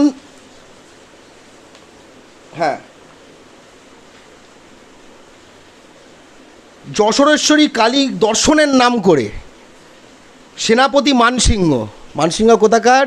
রাজপুতের। কি বলা হয়, খুব সব লড়েছে, একটা রানা প্রতাপ দেখায় না, একটা খুব লড়েছে, মুঘলদের জন্য লড়েছে, তার সেনাপতি হয়ে এসে লড়েছে। আর যেই সেনা আসবে তার ফান্ডিং কোথ থেকে আসবে, তখন রাজা মানসিংহ মারোয়ারিদের সঙ্গে নিয়ে এসেছিল, মুর্শিদাবাদে বসিয়েছিল। এই ইতিহাস আমরা ভুলে গেলে আমরা ভুলিনি, অন্তত ওরা যতই ভুলিয়ে দিক। তারা যখন যশোরেশ্বরী কালী দর্শনের নাম করে সেনাপতি মানসিংহ প্রতাপাদিত্যের দুর্গের নকশা নিয়ে যান। এরা তখন থেকেই জালি, এরা তখন থেকেই আমাদের ধর্মীয় ভাবাবেগ ব্যবহার করে। তখনও মহারাজা প্রতাপাদিত্যের যশোরেশ্বরী মন্দিরের কালী দর্শন করব বলে দুর্গের নকশা জানছে, বুঝতে পারছেন? এরা যখন মায়ের সামনে দাঁড়িয়ে থাকে তখনও লুটের ছক কষে, এটা প্রতিটি বাঙালির, বিশেষত এই সময় বুক ফাটা কান্না যে হিন্দু বাঙালির শোনা যাচ্ছে, তার জন্য ব্যথিত অসাম্প্রদায়িক সকল ধর্মের সকল বর্ণের বাঙালির এই পশ্চিমবঙ্গে, সেটা বোঝা দরকার। এরপরে কালীর বিগ্রহের সঙ্গে প্রতাপাদিত্য ও সেনাপতি ও পরামর্শদাতা শঙ্কর চট্টোপাধ্যায়কে বন্দি করে মানসিংহ। আমি দিল্লি, রাজস্থান, গুজরাট যেখান থেকে যে হোক তাকে বলতে চাই, কালীর মূর্তি বন্দি করা যায় না। যারা মা দুর্গার মূর্তি ভেঙেছে, মা দুর্গার মূর্তি ভেঙেও কিন্তু মা দুর্গার মহিমা ধ্বংস করা যায় না। ওই শুনলেন না, ওই ভাঙা মণ্ডপেই পুজো হলো। বাঙালির বিজয় হবেই, কিন্তু বাঙালির বিজয়ের জন্য দরকার বাংলা ও বাঙালির শত্রুদের চিনে নিতে, এবং বাংলাদেশের ওপর চাপ আনার জন্য ভারতের যে পররাষ্ট্র মন্ত্রক এবং প্রধানমন্ত্রী, তাদেরকে বাংলা পক্ষ স্পষ্ট বলতে চায়, এগুলো বন্ধ করো, এগুলো স্টপ করো, এগুলো তোমার হাতে, কোনো এক্সকিউজ নেই। কিন্তু বাঙালির সামনে টোটাল ওপেন করে দিলাম। সাহস আছে শুভেন্দু অধিকারীর এর একটা পয়েন্টের উত্তর দেবার? বিভিন্ন দিক দেখলাম, বিভিন্ন অভিযোগ, এবং এমনকি অনেক কিছু আমরা দেখলাম যেগুলো হয়তো আগে সেভাবে সামনে আসেনি বা সেইভাবে কেউ ভাবেনি।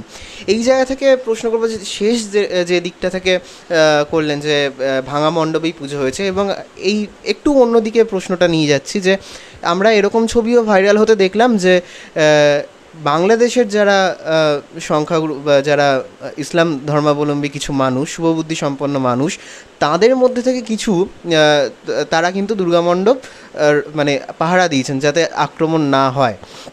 তো সেই জায়গা থেকে আমরা কিন্তু অন্যরকম একটা ছবিও দেখতে পাচ্ছি। তারাও বাঙালি, কি বলবেন? যারা শুভবুদ্ধি সম্পন্ন যে ধর্মের হোক, তারা কেউ চাইবে না যে সাম্প্রদায়িক হানাহানি হোক, ঠিক আছে? কিন্তু একটা কথা আমি সবসময় বলবো, যে সংখ্যালঘুর অভিভাবক কিন্তু সংখ্যাগুরু নয়। বাংলা পক্ষ সেই দাবি করছে যে বাংলাদেশে সেখানকার বাঙালি হিন্দু, বাঙালি মুসলমান নিজেদের জন্মগত অধিকারে রাষ্ট্র কাঠামোর নিরাপত্তার অধীনে সেখানে স্ব ধর্মীয় উপাচার পালন করবে। অন্যের প্রোটেকশানে কেন? প্রোটেকশান আবার কি? কার থেকে প্রোটেকশান? কোনো সভ্য সমাজে সংখ্যাগুরুর নিরাপত্তায় সংখ্যালঘু তার ধর্ম পালন করছে, এটা কোনো সভ্য সমাজের নিদর্শন নয়। এমনকি ওখানে পুলিশ মোতায়েনও কোনো নিদর্শন নয়। পুলিশ দিয়ে যেটা করতে হবে যে এদের সম্পূর্ণভাবে এই যে যারা পাকিস্তান চেতনার ধারক, যারা বাংলায় সম্প্রীতি চায় না, সে বাংলাদেশে হোক বা পশ্চিমবঙ্গে বা বিশ্বে কোথাও, এই বাংলাদেশের ক্ষেত্রে তাদের দ্রুত আইনের আওতায় আনতে হবে, দৃষ্টান্তমূলক শাস্তি দিতে, এবং শুধু এই কেসে নয়, কারণ এই সময় স্পটলাইট পড়েছে বলে। এরপরে কেস হবে, আমি বেট ফেলে বলে দিচ্ছি, এরপরেও কেস হবে, কারণ সেখানে সাম্প্রদায়িক চেতনার যে মানে আদর্শ, সেটা সেখানকার এত একখানা নেটওয়ার্কে এতটা ছড়িয়ে গেছে।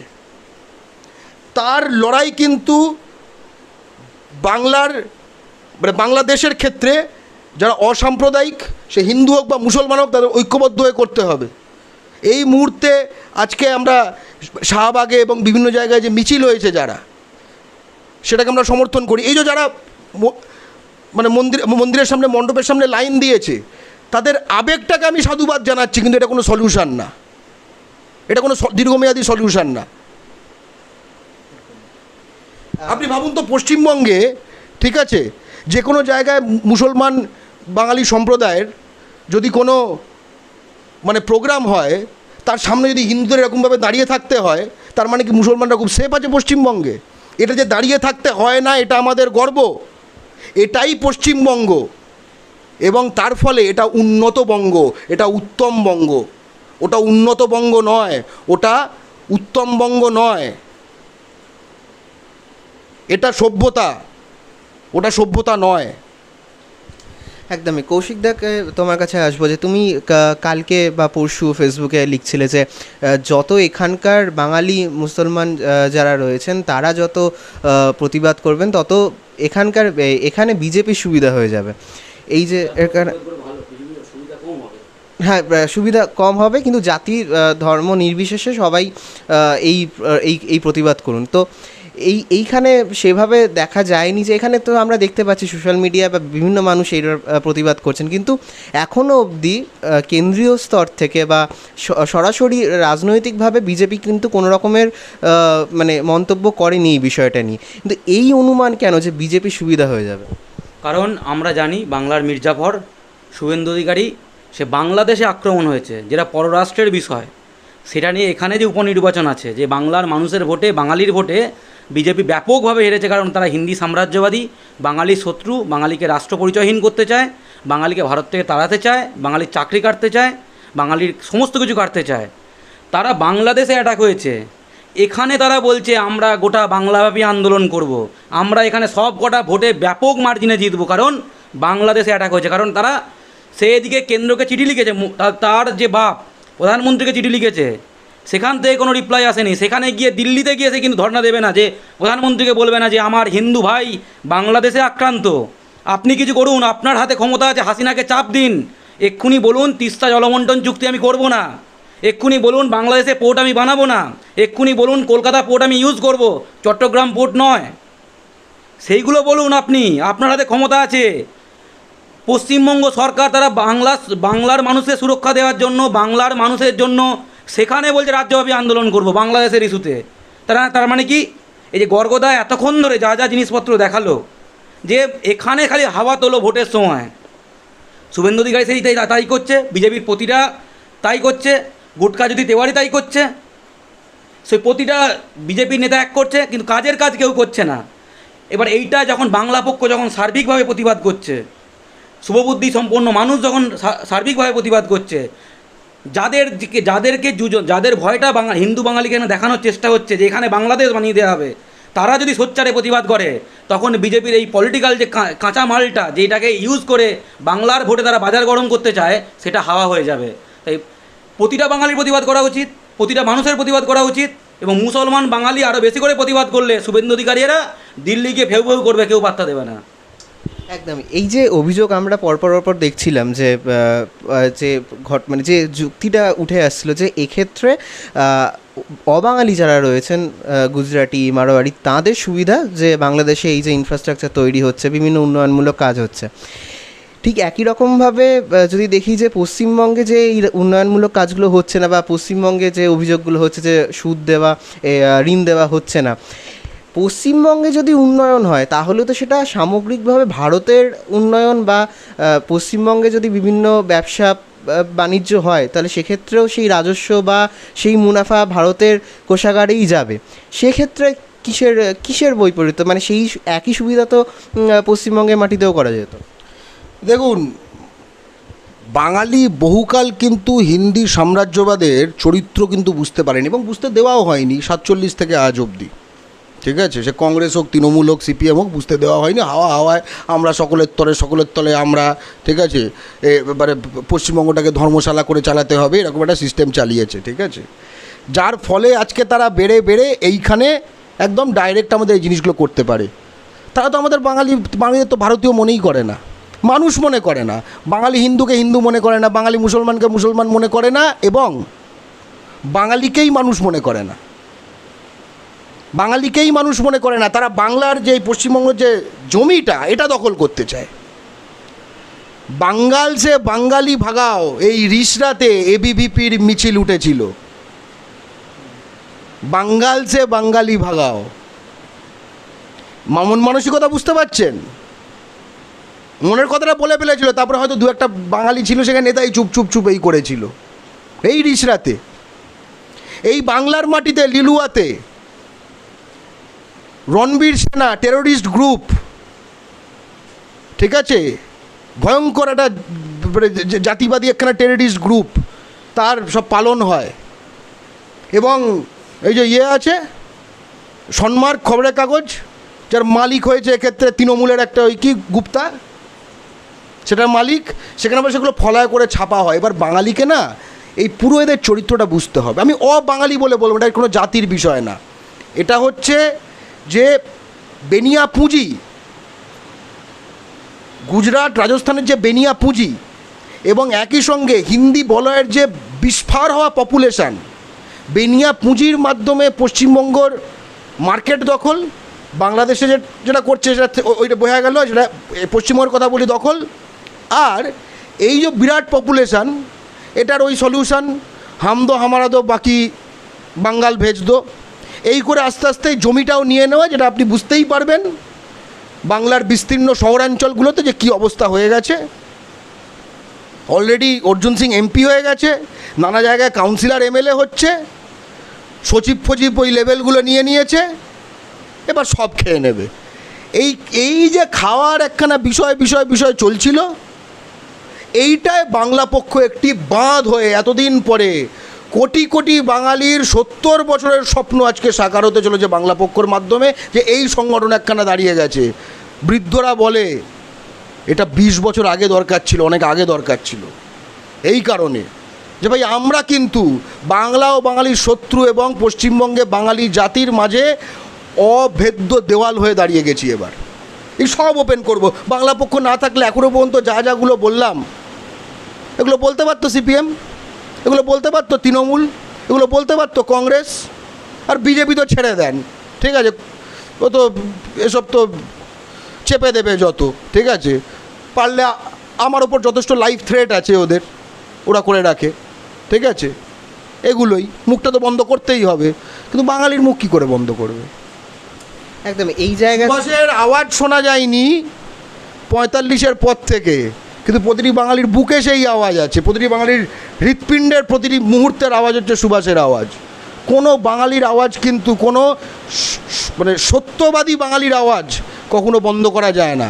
আর একই সঙ্গে বলছি যে বাঙালি সাম্প্রদায়িক, এই যে বাংলাদেশে যারা এগুলো করলো সংখ্যালঘু জনগোষ্ঠীর ওপর, তারা কিন্তু তাদের বাঙালিত্ব হারিয়েছে। সাম্প্রদায়িকতা আর বাঙালিত্ব একসঙ্গে চলে না। আর সাম্প্রদায়িকতা আর সাম্রাজ্যবাদের এই দুই যে অসুর, তাদের একমাত্র ওষুধ হচ্ছে বাঙালি জাতীয়তাবাদ। একদম একটু আগে যেমন কথা বলতে গিয়ে বলছিল যে সিপিএম তৃণমূল এটা বলতে পারতো না, বা 20 বছর আগে হওয়া উচিত ছিল। এখন দাঁড়িয়ে অবাঙালি বিজেপি, বাঙালির শত্রু বিজেপি, এই স্ট্যান্ডটা থেকে যখন বাংলা পক্ষ নির্বাচনী বিভিন্ন সময়ে যখন বিবৃতি দেয় যে বিজেপিকে ঠেকাতে বাংলার দল তৃণমূল বা সিপিএম যাকে খুশি ভোট দাও, বাঙালি ক্যান্ডিডেটকে ভোট দাও, বিজেপিকে নয়, তো তাহলে তারা যদি বাঙালির দল হয়েই থাকে, তাহলে তারা কেন এই পয়েন্টগুলো কেন তুলে আনেনি? দেখুন, বাংলার দল মানেই বাঙালির দল নয়, একটা কথা প্রথম বোঝা পরিষ্কার। সিপিএমের ভিত্তি বাংলা, এখন খারাপ হয়ে গেছে, কিন্তু ভিত্তি তো বাংলাই ছিল, তৃণমূলের ভিত্তি বাংলা। তাই মূলত তাদের এখানে যেটা যুগিয়ে চলতে হয়। আবার এখানে যেহেতু এখানে যুগিয়ে চলে এবং তারা বাঙালি জাতীয়তাবাদী না, ফলে যে বহিরাগত বেনিয়া শ্রেণী এবং যে পপুলেশন যেখানে বদলে যাচ্ছে বহিরাগতদের দ্বারা, সেটাকেও এরা অ্যাডজাস্ট করে করে চলে। বাংলা পক্ষে সব অ্যাডজাস্টমেন্টের পক্ষে না। আর বিজেপি তো ডাইরেক্ট এদেরই পার্টি, ওরা তো বাংলাকে বাঙ্গাল বানাতে চায়। ওরা পারলে এই সব কটা বিল্ডিং গুটখার রঙে রাঙিয়ে দিতে চায়। ওরা বাংলার মাটিতে বাঙালিকে দাস জাতিতে পরিণত করতে চায়। খুব স্পষ্ট কথা, খুব স্পষ্ট কথা। কিন্তু বিজেপি হচ্ছে একটি বহিরাগত দল, অবাঙালি ঠাঙালি বলবো না, বহিরাগত। বাংলায় যারা অবাঙালি রয়েছে তারা বাংলা ও বাঙালির যে আধিপত্য এবং বাংলায় বাঙালির যে প্রথম অধিকার, এই সাধারণ যে ব্যাপারটা, যেটা অন্য যে কোনো রাজ্যে সত্য, যে বিহার প্রথমে বিহারিদের, তামিলনাড়ু প্রথমে তামিলদের, মহারাষ্ট্র প্রথমে মারাঠিদের, গুজরাট প্রথমে গুজরাটিদের, এবং সেখানে এগুলো সকলে ওখানকার নেতারা ওপেন বলে যে কোনো দলের, সেগুলো মেনে নিলেই কোনো সমস্যা নেই। আমার তো কারোর সঙ্গে জাতিক্রোধ নেই। কেন থাকবে জাতিক্রোধ? মানুষ তো। সিএ এনআরসি যে যখন এই ইস্যুগুলো প্রকট ছিল, এবং আমরা বিধানসভা নির্বাচনের আগেও দেখেছি এই ইস্যুগুলো বারবার ফিরে আসতে বারবারই, তো সেক্ষেত্রে যখন সিএ এনআরসির প্রয়োজনীয়তা, এবং আমি দুদিন আগেই দেখছিলাম যে বিজেপির এক মুখপাত্র তিনি বলছেন যে এই যে অত্যাচার হচ্ছে সংখ্যালঘুদের ওপর, বাংলাদেশে সংখ্যালঘুদের ওপর অত্যাচার, এই কারণেই সিএ এনআরসি দরকার। আবার কৈলাস বিজয়বর্গীয়র কথা যখন উঠছিল যে ছিঁড়ে খাচ্ছে মানে বাংলাদেশি, যে বাংলাদেশি বলে, এরকম বাংলা পক্ষই অভিযোগ করেছে যে বাঙালি শত্রু, বাঙালি বিদ্বেষী একটি দল বিজেপি। তো এই জায়গা থেকে এই মুহূর্তে দাঁড়িয়ে এটা, এই যে অভিযোগগুলো সামনে এলো, এখান থেকে আমরা ধরতে পারি যে বিজেপি বাংলাদেশের বাঙালিদের পক্ষে কিন্তু পশ্চিমবঙ্গের বাঙালিদের বিপক্ষে। বিজেপি পশ্চিমবঙ্গের বাঙালিদের বিপক্ষে, এবং বিজেপি একই সঙ্গে পূর্ববঙ্গে নিপীড়িত সংখ্যালঘুরও বিপক্ষে। খুব পরিষ্কারভাবে বুঝিয়ে দিই কীভাবে। বিজেপি হচ্ছে বেনিয়াদের পক্ষে, বিজেপি হচ্ছে এই পশ্চিমবঙ্গ দখলের পক্ষে, এবং পূর্ববঙ্গের সংখ্যালঘুকে বলি দিয়ে তার বেনিয়াদ ব্যবসা চালানোর পক্ষে। স্পষ্ট বুঝিয়ে দিই। এবং এই প্রশ্নগুলো পারলে কোনো বিজেপির মুখপত্র বাংলা পক্ষ যখন প্রশ্ন করবে তখন তো স্ট্যাট দিল্লি থেকে উত্তর আনাতে পারবে না। দেখবেন প্রশ্নটা করবেন, আমতা আমতা করবে কিংবা কথা ঘোরাবে। দু তিনটে প্রশ্ন করব। সিএ আইন, অর্থাৎ কি বলা হচ্ছে, সিএ আইনের মাধ্যমে পূর্ববঙ্গের যা উদ্বাস্তু যারা নিপীড়নের জন্য এপারে এসছে তারা সিটিজেন হয়ে যাবে। আচ্ছা, বিজেপি আসার আগে, সরকারে আসার আগে, সিএ আইন হওয়ার আগে পূর্ববঙ্গ থেকে লোক আসেনি? তাদের বাংলাদেশ হিসেবে দাগিয়েছে কেউ বিজেপি আসার আগে? কেউ দাগিয়েছে? এই প্রশ্নটা এলো কোত্থেকে? তার মানে এই বিষটা আগে ছিল না? তাহলে বিষটা ঢোকাতে হবে। সর্প হইয়া দংশন করো, বিষটা আগে ঢোকাতে হবে। সর্প হইয়া দংশন করো, তারপরে বিষ ঢুকিয়ে সলিউশন চাই। ওঝা হইয়া ঝাড়ো সিএ। কিন্তু যে বিষটা যে ওঝা হয়ে ঝাড়ছে সেটাও বুঝলুকি। কেন? সিএ আইনে আজ পর্যন্ত কজন পূর্ববঙ্গ থেকে আগত বাঙালি হিন্দু বা বৌদ্ধ বা লিস্ট দিয়েছে মুসলমান ছাড়া করে, যাতে কিনা একটা আবার ডিভাইডেশন করা যায়? কজন নাগরিকত্ব পেয়ে যারা প্রশ্ন করবেন তো সুকান্ত মজুমদারকে, তথাগত রায়কেই প্রশ্ন করবেন।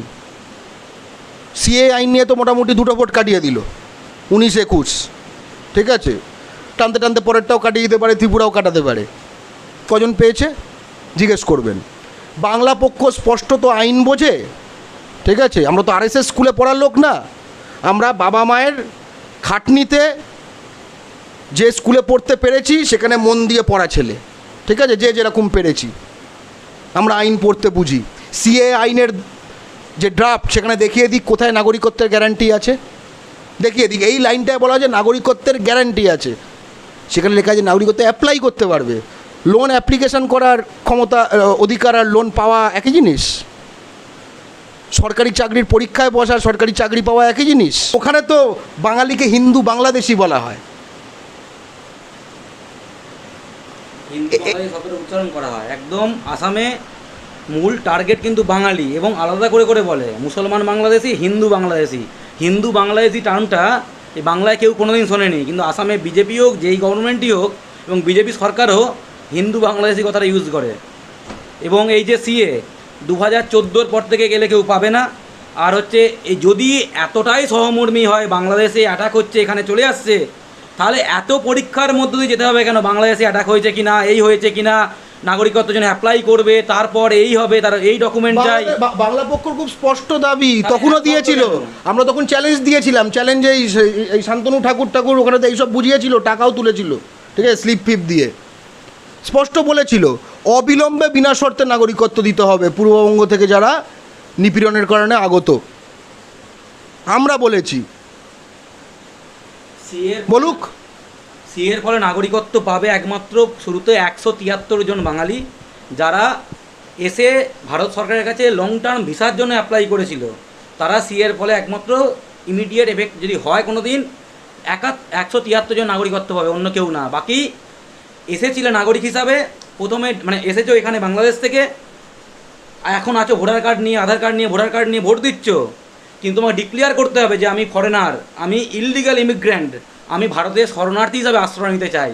আছো ভারতের নাগরিক, হয়ে যাবে শরণার্থী, তারপর অ্যাপ্লাই করলে তারপর নাগরিকত্ব পাবে কি না কোথাও গ্যারান্টি নেই। এবং আছো যে ভারতের নাগরিক, এই কথাটা যে কৌশিক বলল, এটা স্পষ্ট কথা বলতে চাই, এবং সকলে যারা শুনছেন একটু মাথায় মধ্যে এটা মিলিয়ে নেবেন।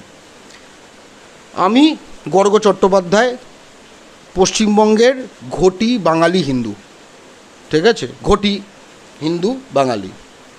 জিরাটে হুগলি জেলায় আমাদের 11 পুরুষের বাস, তারও আগে নদিয়াতে, আমি আর সেখানে যাচ্ছি না।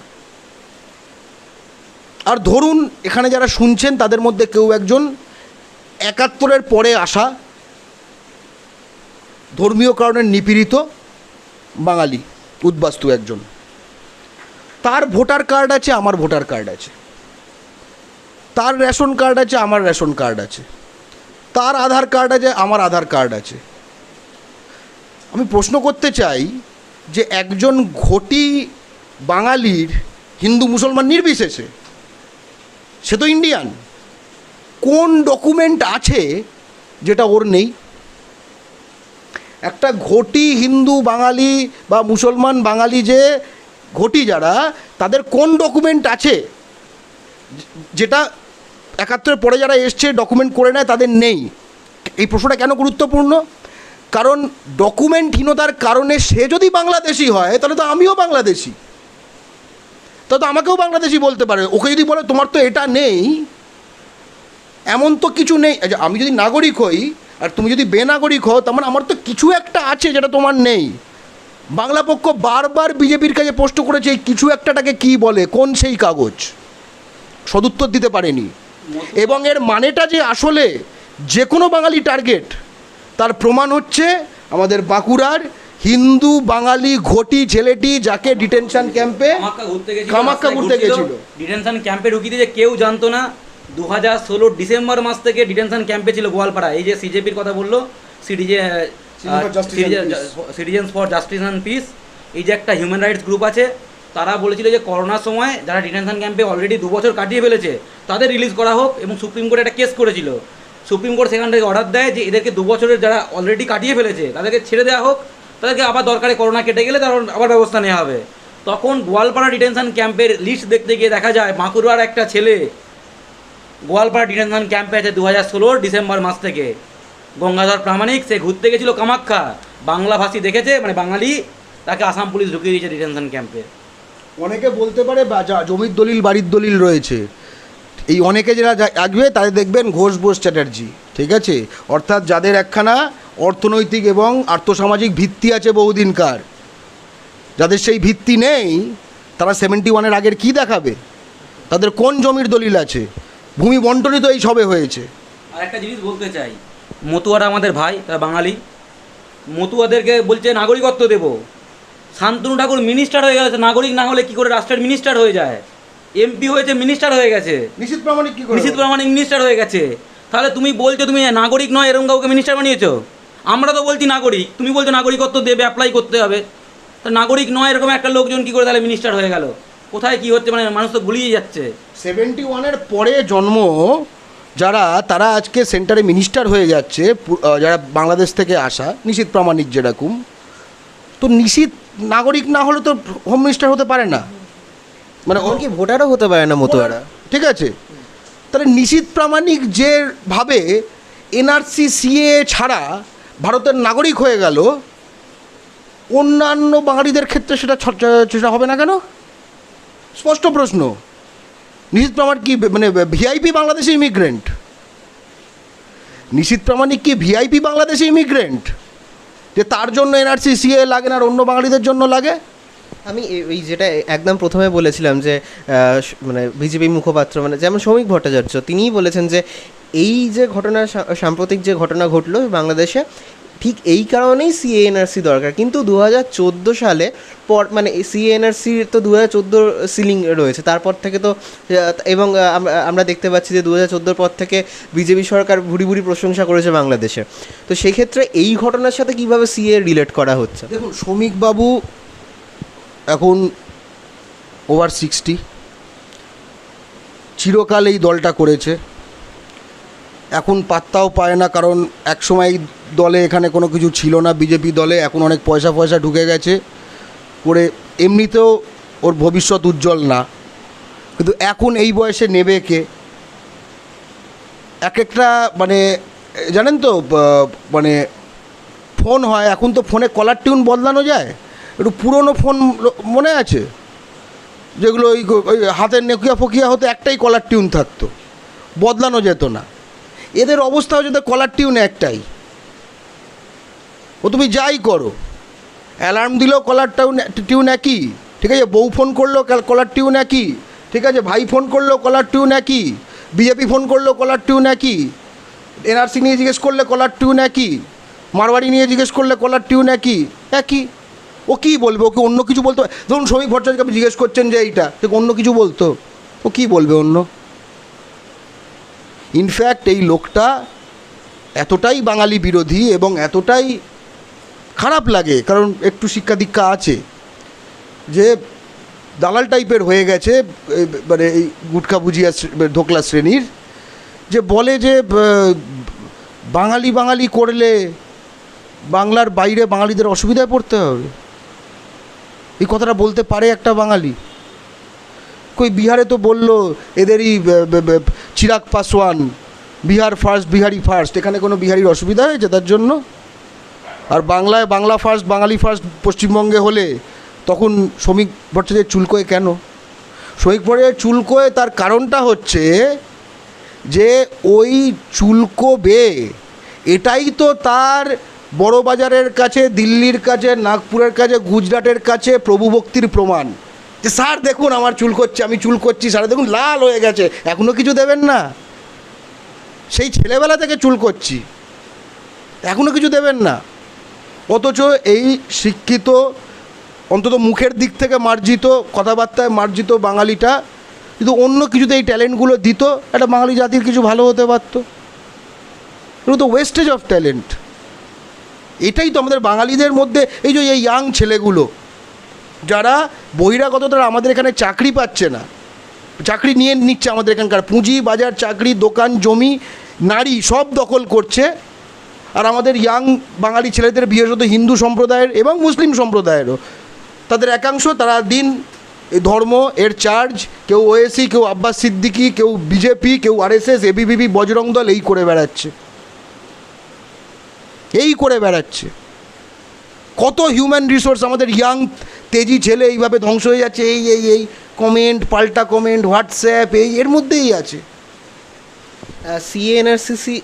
সিএনআরসি নিয়ে যখন আমরা তথ্য প্রমাণ দেখছিলাম, সেখানে দেখছিলাম যে বাংলাদেশের নাগরিকরা এটা নিয়ে ভীত, এরকম একটি রিপোর্ট দেখাচ্ছিলেন। বাংলাদেশের রাষ্ট্রভীত, যে তোমরা বলছো এত নাকি লোক ঢোকাবে, এটা কি ব্যাপার? এই যে দিলীপ ঘোষ বলছে না 2 কোটি পাঠিয়ে দেবো, 1.5 কোটি ফেরত পাঠিয়ে দেবো, তো বাংলাদেশের রাষ্ট্র, এগুলো তো এখন মিডিয়াতে অল ওপেন, তারা বলছে 2 কোটি ঢোকাবে, মানে কি বলতে চায়? এরকম একটা জিনিস সম্ভবত দেখছিলাম যে মেজরিটি ওখানকার ইসলাম ধর্মাবলম্বী মানুষও কিছুটা একটু ওখানকার রাইট নিয়ে, দিল্লির রাইট নিয়ে আরে শোনো, তুমি এখানে দেখো, পশ্চিমবঙ্গের বাঙালি মুসলমান, অর্থাৎ সে ভারতের বাঙালি মুসলমান, অর্থাৎ সে পশ্চিমবঙ্গের বাঙালি মুসলমান, অর্থাৎ সে এখানকার ভূমিপুত্র, অর্থাৎ এখানে থাকা, খাওয়া, বাঁচা, মরা, আনন্দে থাকা তার জন্মগত অধিকার, সমান অধিকারের নাগরিক। তুমি তাকে ঠেস দিতে, তুমি তাকে খোঁচা মারতে, এই বাংলাদেশি কাংলু, বাংলাদেশি মোল্লা, জেহাদি, এই করতে এমন একখানা জায়গায় চলে যাও, তুমি ভাবছো তুমি খোঁচাটা তাকে দিচ্ছ, এদিকে বাংলাদেশের যারা মুসলমান বাঙালি তারা তো দেখছে এই পুরো প্রসেসটা, আর তারা এই পুরো প্রসেসটা তো ভাই আমাদেরও তো মনে হচ্ছে, তো কথাগুলো তো শুনে তুমি আসলে ওর নাম করে একে বলছো, কিন্তু যার নাম করে বলছো তার তো ডাইরেক্ট লাগছে, সে বলছে ভাই এটা কি হচ্ছে, তাই জন্য ক্ল্যারিফিকেশন চেয়েছিল। মোদি বলেছেন না, এটা তো গেম আছে ভাই, এটা দিয়ে চিন্তা করে লাভ নেই। এখানেই আমার প্রশ্নটা যে তাহলে কি ওখানে যারা রয়েছেন ইসলাম ধর্মাবলম্বী মানুষ, তাদের যে সংশয় বা ভীত যে জায়গাটা তৈরি হচ্ছে, সেই রাগের বহিঃপ্রকাশই এই ধরনের ঘটনাগুলো আরও বেড়ে যাওয়া, মানে বা বাংলাদেশের সংখ্যালঘুদের উপর অত্যাচার বেড়ে যাওয়া। দেখুন, কোনো রাগ বা কোনো সভ্য সমাজে কোনো অপর ধর্মের বা অন্য ধর্মের কোনো লোককে অ্যাটাক করা, দাঙ্গা করা, মূর্তি ভাঙা, মসজিদ ভাঙা, মন্দির ভাঙা, ঠিক আছে, এগুলো হয় না, ঠিক আছে। যেটা ক্রিমিনাল সেটা ক্রিমিনাল, যেটা অপরাধী সেটা অপরাধী।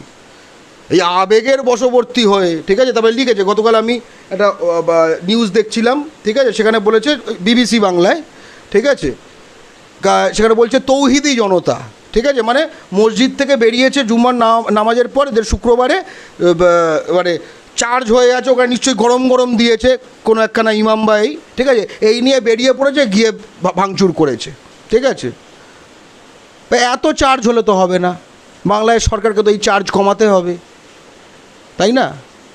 এই চার্জ যত বাড়বে সমাজে, সে হিন্দু সাইডে হোক, মুসলিম সাইডে হোক, বাংলা ও বাঙালির কিন্তু অধঃপতন তাতে। এই পশ্চিমবঙ্গে এই যে ধর্ম করে, ঠিক আছে, এবং ধর্ম তো করছে না, উস্কানি যেটা অপর ধর্ম এইটা করছে, ধর্ম তো করছে না, তাই না? উস্কানির নীতি যে মানে আমরা বাংলায় দেখছি যে এই যে ধর্ম নিয়ে কথা, সাম্প্রদায়িকতা, চাপানুতোর, এই জায়গাটা নতুন করে, এবং এই জায়গায় বিজেপির যে এন্ট্রি বাংলাতে, এবং বাংলা পক্ষের দাবি যে সেটা হিন্দি সাম্রাজ্যবাদীর দল, তো এই সাম্রাজ্যবাদ এবং সাম্প্রদায়িকতা এখানে কোথাও গিয়ে এক হয়ে যাচ্ছে। যেমন একটা সাক্ষাৎকারে দেখছিলাম যে এইখানে বাংলায় গর্গ চট্টোপাধ্যায় বলছে যে আমাদের কাছেই দেওয়া সাক্ষাৎকারে যে বিজেপি এই বাংলায় দাঁড়িয়ে শুধুমাত্র হিন্দি সাম্রাজ্যবাদী দল, সাম্প্রদায়িকতা অন্য রাজ্যে, তাহলে এই জায়গায় তো হিন্দি বলার রাজ্যে একদমই, হ্যাঁ। তো এই জায়গায় এই যে সাম্প্রদায়িকতা, উস্কানিমূলক এই যে অভিযোগগুলো আসছে, সেখানে তো এখানেও সেই সাম্প্রদায়িকতার ছোঁয়া চলেই আসছে। সাম্প্রদায়িকতা হচ্ছে যখন এখানকার ধরো হিন্দু সাইড বা মুসলিম সাইড, ঠিক আছে, তাদের যে সাম্প্রদায়িক চেতনা, সাম্প্রদায়িক বিভেদের চেতনা, সেটাকে যারা ধারণ করে, অন্য কোনো কিছু বিষয় নেই, সেটা হচ্ছে সাম্প্রদায়িকতা। আর যারা এই বিভেদের চেতনাটাকে জাস্ট একটা বড় হিসেবে ব্যবহার করছে, কারণ তারা বাইরের লোক, তারা জানে যে এখানে একটু খেলিয়ে দিলে, যেরকম ওএসির পশ্চিমবাংলা নিয়ে কী এসে যায়, কিন্তু এখানে এসে দু একটা গরম দেবে, ঠিক আছে, তাদের কিছু মুসলিম ইউথ চার্জ হয়ে যাবে, যোগী আদিত্যনাথের সেখানে কিছু গরম অমিতে গরম দিয়ে কিছু হিন্দু ইউথ চার্জ হয়ে যাবে। এই চার্জটা তারা সাম্প্রদায়িকতারকে উস্কে দিচ্ছে, কিন্তু তাদের চরিত্র তো সাম্রাজ্যবাদী, কারণ এই যাদের উস্কে দিচ্ছে তারা এদের কাছে কিন্তু খোলামকুচি,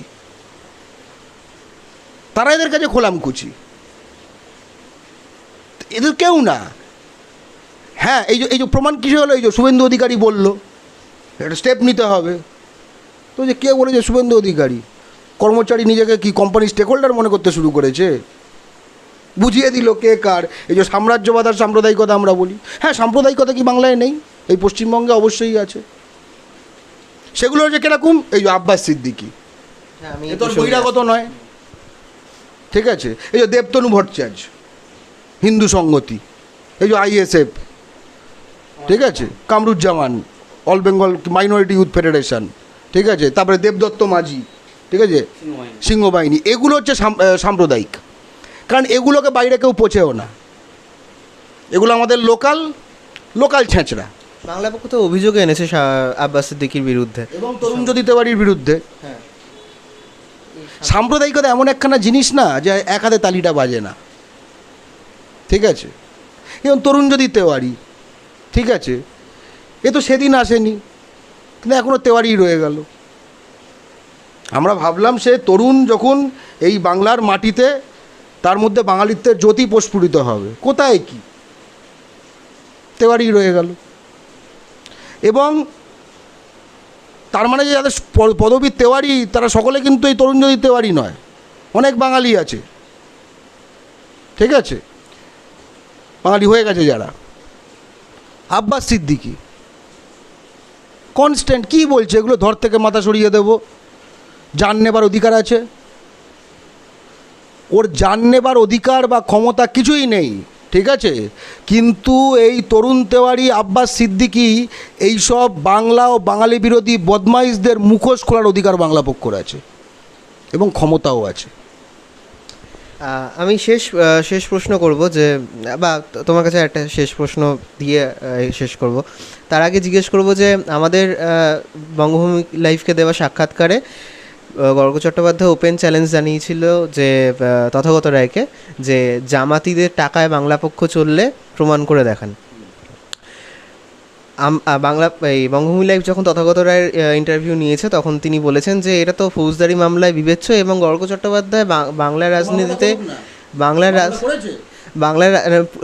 শেষ করছি, বাংলার রাজনীতিতে ফোঁড়ে শ্রেণীর লোক, এবং তাকে আমি এর বেশি গুরুত্ব দেব না। কি বলবেন? এই কথাটা তো বারবার এই যে বলে না বাংলা পক্ষর ফান্ডিং এই সেই, এই যে জামাতে ইসলামী, ঠিক আছে, যে সংগঠন মৌদুদিবাদ, আলা মৌদুদির আদর্শ, যে আদর্শ বাংলা বিরোধী, বাঙালি বিরোধী, জাতীয়তাবাদ বিরোধী, মানে ধর্মনিরপেক্ষতা বিরোধী, গণতন্ত্র বিরোধী, যাকে বাংলা পক্ষ ঘেন্না করে, এবং ঘেন্না করে মুখে বলে নয়। এই গর্গ চট্টোপাধ্যায় 2009 থেকে পরের পর আর্টিকেল লিখে এসছে জামাতে ইসলামীর বিরুদ্ধে, লিখেছে তথাগত রায়, লিখেছে কৈলাস বিজয়বর্গী, যে আছে না গালফুলো বা চিড়ে খেলে বাংলাদেশি হয়, এখন একখানা মেয়ের শ্লীলতাহানি কেস করেছে বাঙালি মেয়ের। এইসব তো এলিমেন্ট। আর যদি বলে বাংলা পক্ষ, হ্যাঁ বাংলা পক্ষ টাকা পায় ভারতীয় বাঙালিদের থেকে, 10 টাকা থেকে 10,000 টাকা সব দানের টাকা পায়, হ্যাঁ পায়। আসলে এটা তো দানের টাকায় চলে না, বড় বাজারের টাকায় চলে। ফলে সৎভাবে বাঙালির অধিকারের কথা বলে কেউ টাকা পায়, এই জিনিসটা মডেলটাই তাদের জানা নেই। আর তারা যেই কথাগুলো বলছে বাইরে থেকে টাকা পায়, বলে পেট্রোডলার, ঠিক আছে, তারপরে বলে এই সব। তুই প্রমাণ করে দেখ, তাদের আছে, CBI, ED, এই সেই, বা টাকা তো নিশ্চয়ই এটা কোনো ফর্মে আসে, তাই না? কোনোটা অ্যাকাউন্ট ট্রান্সফার, কোনো একখানা ক্যাশ, না সোনার বিস্কুট, হীরের বিস্কুট, আর কিছু এই যে কথাগুলো বলছে না, কোনো একখানা তুমি তো কিছুর ফর্মে দিতে হবে। তুই যদি বলিস যে তুই জানিস যে পায়, তার মানে তুই নিশ্চয়ই জানিস কিছু একখানা তোর তথ্যসূত্র আছে। তুই একটা কথায় হাওয়ায় উড়িয়ে দিলি, কেন উড়িয়ে দেয়? এগুলো প্রমাণ করতে পারবেন। আপনি বারবার প্রশ্ন করুন, বারবার এরকম ঘোরা গোল গোল উত্তর দেবে। কিন্তু মূল কথাটা হচ্ছে বাঙালির বোঝা উচিত বাংলা পক্ষর নামে এই কথাগুলো বলে কেন, যাতে বাংলা পক্ষর যে এতক্ষণ যে কথাগুলো বললাম, যে এদের মুখোশ খোলার, এদের ধুতি খোলার, ঠিক আছে, এদের সব কিছু খুলে নেওয়ার এবং এদের উলঙ্গ রূপ বাঙালির সামনে দেখানোর, এইটা অবধি বাংলা পক্ষ যাক, সেটা এরা চায় না। তাই জামাতি, ঠিক আছে, বলে কুৎসা করা, তাই দুই বাংলা এক করতে চাই সব বলে কুৎসা করা, বাংলাদেশের দালাল বলে কুৎসা করা। আমরা তো দেখিয়ে দিলাম বাংলাদেশের দালাল কারা, তাই না? আমরা তো দেখিয়ে দিলাম খুব স্পষ্ট করে, তাই জন্য এই কথাগুলো বলে। একদমই শেষের দিকে শেষ প্রশ্ন কৌশিক দা, বা দুজনেই বলতে পারো, যে আমরা দেখেছি বিভিন্ন ইস্যু বিভিন্ন জায়গায় বাংলা পক্ষ রাস্তায় নেমে আন্দোলন করেছে, বিভিন্ন প্রতিবাদের মঞ্চে বা বিভিন্ন প্রতিবাদপত্র বিভিন্ন জায়গায় পাঠানো, বিভিন্ন রকমের আন্দোলনে তারা থাকে। তো এই যে বাংলাদেশের ঘটনা এবং এই যে অভিযোগগুলো আমরা দেখতে পেলাম সামনে এলো, মানে এই অভিযোগগুলো কি শুধু সামনে তুলে ধরা, নাকি না এরপরে এইটা নিয়ে এগিয়ে কী পরিকল্পনা রয়েছে? যে কেউ একটা বাংলাদেশ হাই কমিশনে যাচ্ছে, যেখানে পররাষ্ট্র নাগরিক হিসাবে পাত্তা দেবে কিনা কোনো ঠিক নেই, যেখানে ভারত রাষ্ট্রের পক্ষে আছে। কেউ একটা ইউএনতে যাচ্ছে, যেখানে ভারত রাষ্ট্রের মানে সিকিউরিটি কাউন্সিলে আছে, সেখানে আমরা ডিরেক্টলি বাংলা পক্ষই যা যা প্রমাণ দেখলে সমস্ত প্রমাণসহ আমরা ভারতের প্রধানমন্ত্রীকে, ভারতের পররাষ্ট্রমন্ত্রীকে আমরা চিঠি দিয়ে বলবো, আপনারা যেটা করছেন সেটা ভুল করছেন। বাংলাদেশে অবিলম্বে সংখ্যালঘুদের ওপর আক্রমণ বন্ধ হোক, বাংলাদেশের প্রতিটা বাঙালি ভালো থাকুক, সে হিন্দু হোক বা মুসলমান। আর যদি সেটা বাংলাদেশ না করে, বাংলাদেশ সরকার সেই দায়িত্ব না নেয়, তিস্তা জল বন্টন চুক্তি প্রেস কনফারেন্স করে বাতিল করুন। সমস্ত কিছু যা যা দিচ্ছেন বাংলাদেশকে সব কটা বাতিল করতে হবে। কিন্তু বাঙালি কিন্তু দেখছে, আমরা মুখের কথা কোনো দিন বলি না, একটা প্রেস স্টেটমেন্ট লিখে দিয়ে ছেড়ে দিলাম, আমরা এই জিনিসে বিশ্বাস করি না। বিভিন্ন জেলায় আমাদের কর্মসূচি আছে, উত্তরের বিভিন্ন জেলায় কর্মসূচি আছে, এবং এই উইকেই এবং এফআইআর করেছি আমরা তরুণজ্যোতি এবং আব্বাসের বিরুদ্ধে। আব্বাসের বিরুদ্ধে স্টেপ নেওয়ার জন্য মাননীয় মুখ্যমন্ত্রী, মাননীয় পুলিশ কমিশনার এবং মাননীয় ডিজির কাছে আমরা চিঠি পাঠিয়েছি, এবং প্রধানমন্ত্রীর কাছেও চিঠি যাচ্ছে যে এইখানে শুধু হাওয়া গরম করলে হবে না, বাংলাদেশে যাতে হিন্দুরা ভালো থাকে, যা যা আপনার হাতে আছে সেইগুলো করুন, বাতিল্লা মারবেন না। আমরা খুব স্পষ্ট প্রধানমন্ত্রীর কাছে তিস্তা চুক্তি বাতিল করলাম, একটা অসাম্প্রদায়িক রাষ্ট্র, একটা সাম্প্রদায়িক রাষ্ট্রের সঙ্গে, যেটা কিনা সেখানকার সংখ্যালঘুদের নিরাপদ দিতে পারে না, এই সহজ কথাটি প্রধানমন্ত্রীর মুখে শুনতে চাই। কোথায় লুকিয়েছে? নাকি ফটোগ্রাফার নিয়ে হিমালয়ে গেছে, গুহায় ধ্যান করছে, মৌনব্রত হয়ে আছে? হ্যাঁ, এতে কি আশাবাদী, মানে এই যে কর্মসূচি যা যা নেওয়া হচ্ছে তাতে কি আশাবাদী লাভ হবে? নরেন্দ্র মোদী যদি হিন্দু বাঙালি যারা বাংলাদেশে, ঠিক আছে, এবং পশ্চিমবঙ্গের যারা সকল ধর্মের বাঙালি, তাদেরকে আদৌ মানুষ মনে করে, তাহলে বাংলা পক্ষর এই দাবিপত্রে নরেন্দ্র মোদী এবং কেন্দ্রীয় সরকার সাড়া দেবে বলে আমরা মনে করি। আর যদি মানুষ না মনে করে, ঠিক আছে, মানে ওই আর কি যেটা বলছিলাম না, মানে মানে ওদের কি বলবো, ওদের কি বলবো, যারা ব্যবসায়ী তারা বুঝবে নোট, আর এরা বুঝবে বাঙালির ভোট, তাহলে আশা করি না।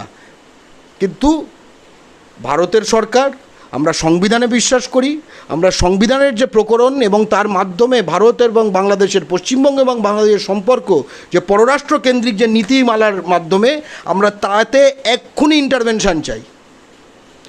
বাংলাদেশের দালালি পশ্চিমবঙ্গে বা ভারতে বসে করা যাবে না। ভারতে বসে পশ্চিমবঙ্গের সঙ্গে শত্রুতা করে বাংলাদেশকে পাইয়ে দেওয়া যাবে না।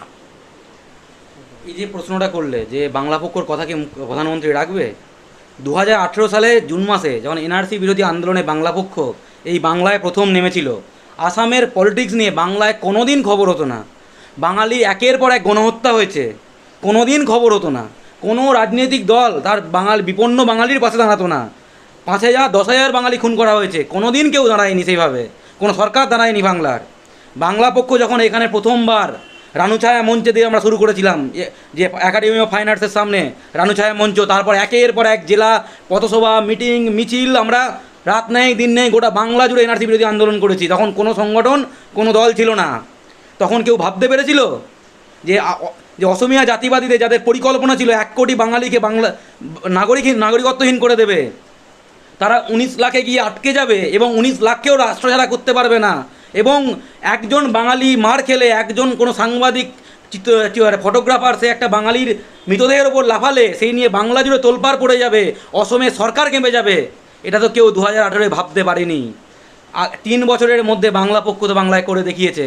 বাংলা পক্ষ এনআরসি নিয়ে যা কথা বলেছে, সব এনআরসি বিরোধী দল সেই কথাগুলো একদম কপি করে করে বলে। আমরা যা কথা বলছি বাংলাদেশ ইস্যুতে বিভিন্ন দলের কপি করা শুরু হয়ে গেছে। চাপ বাড়বে, রাজনৈতিক চাপ বাড়বে, বিজেপি বাপ বলবে। যেমন বিজেপি বলেছিল এই বাংলায় আমরা এখন এনআরসি করছি না, বাপ চাপ পড়লে বাপ বলবে, আর চাপ মানে হচ্ছে মানে বাপ মানে বাংলা পক্ষ। অনেক ধন্যবাদ গর্গদা এবং কৌশিকদা বঙ্গভূমি লাইভকে এতটা সময় দেওয়ার জন্য। ক্যামেরায় বিপদ ভঞ্জন এবং সন্দীপের সঙ্গে আমি অরিঘ্ন, বঙ্গভূমি লাইভ, কলকাতা।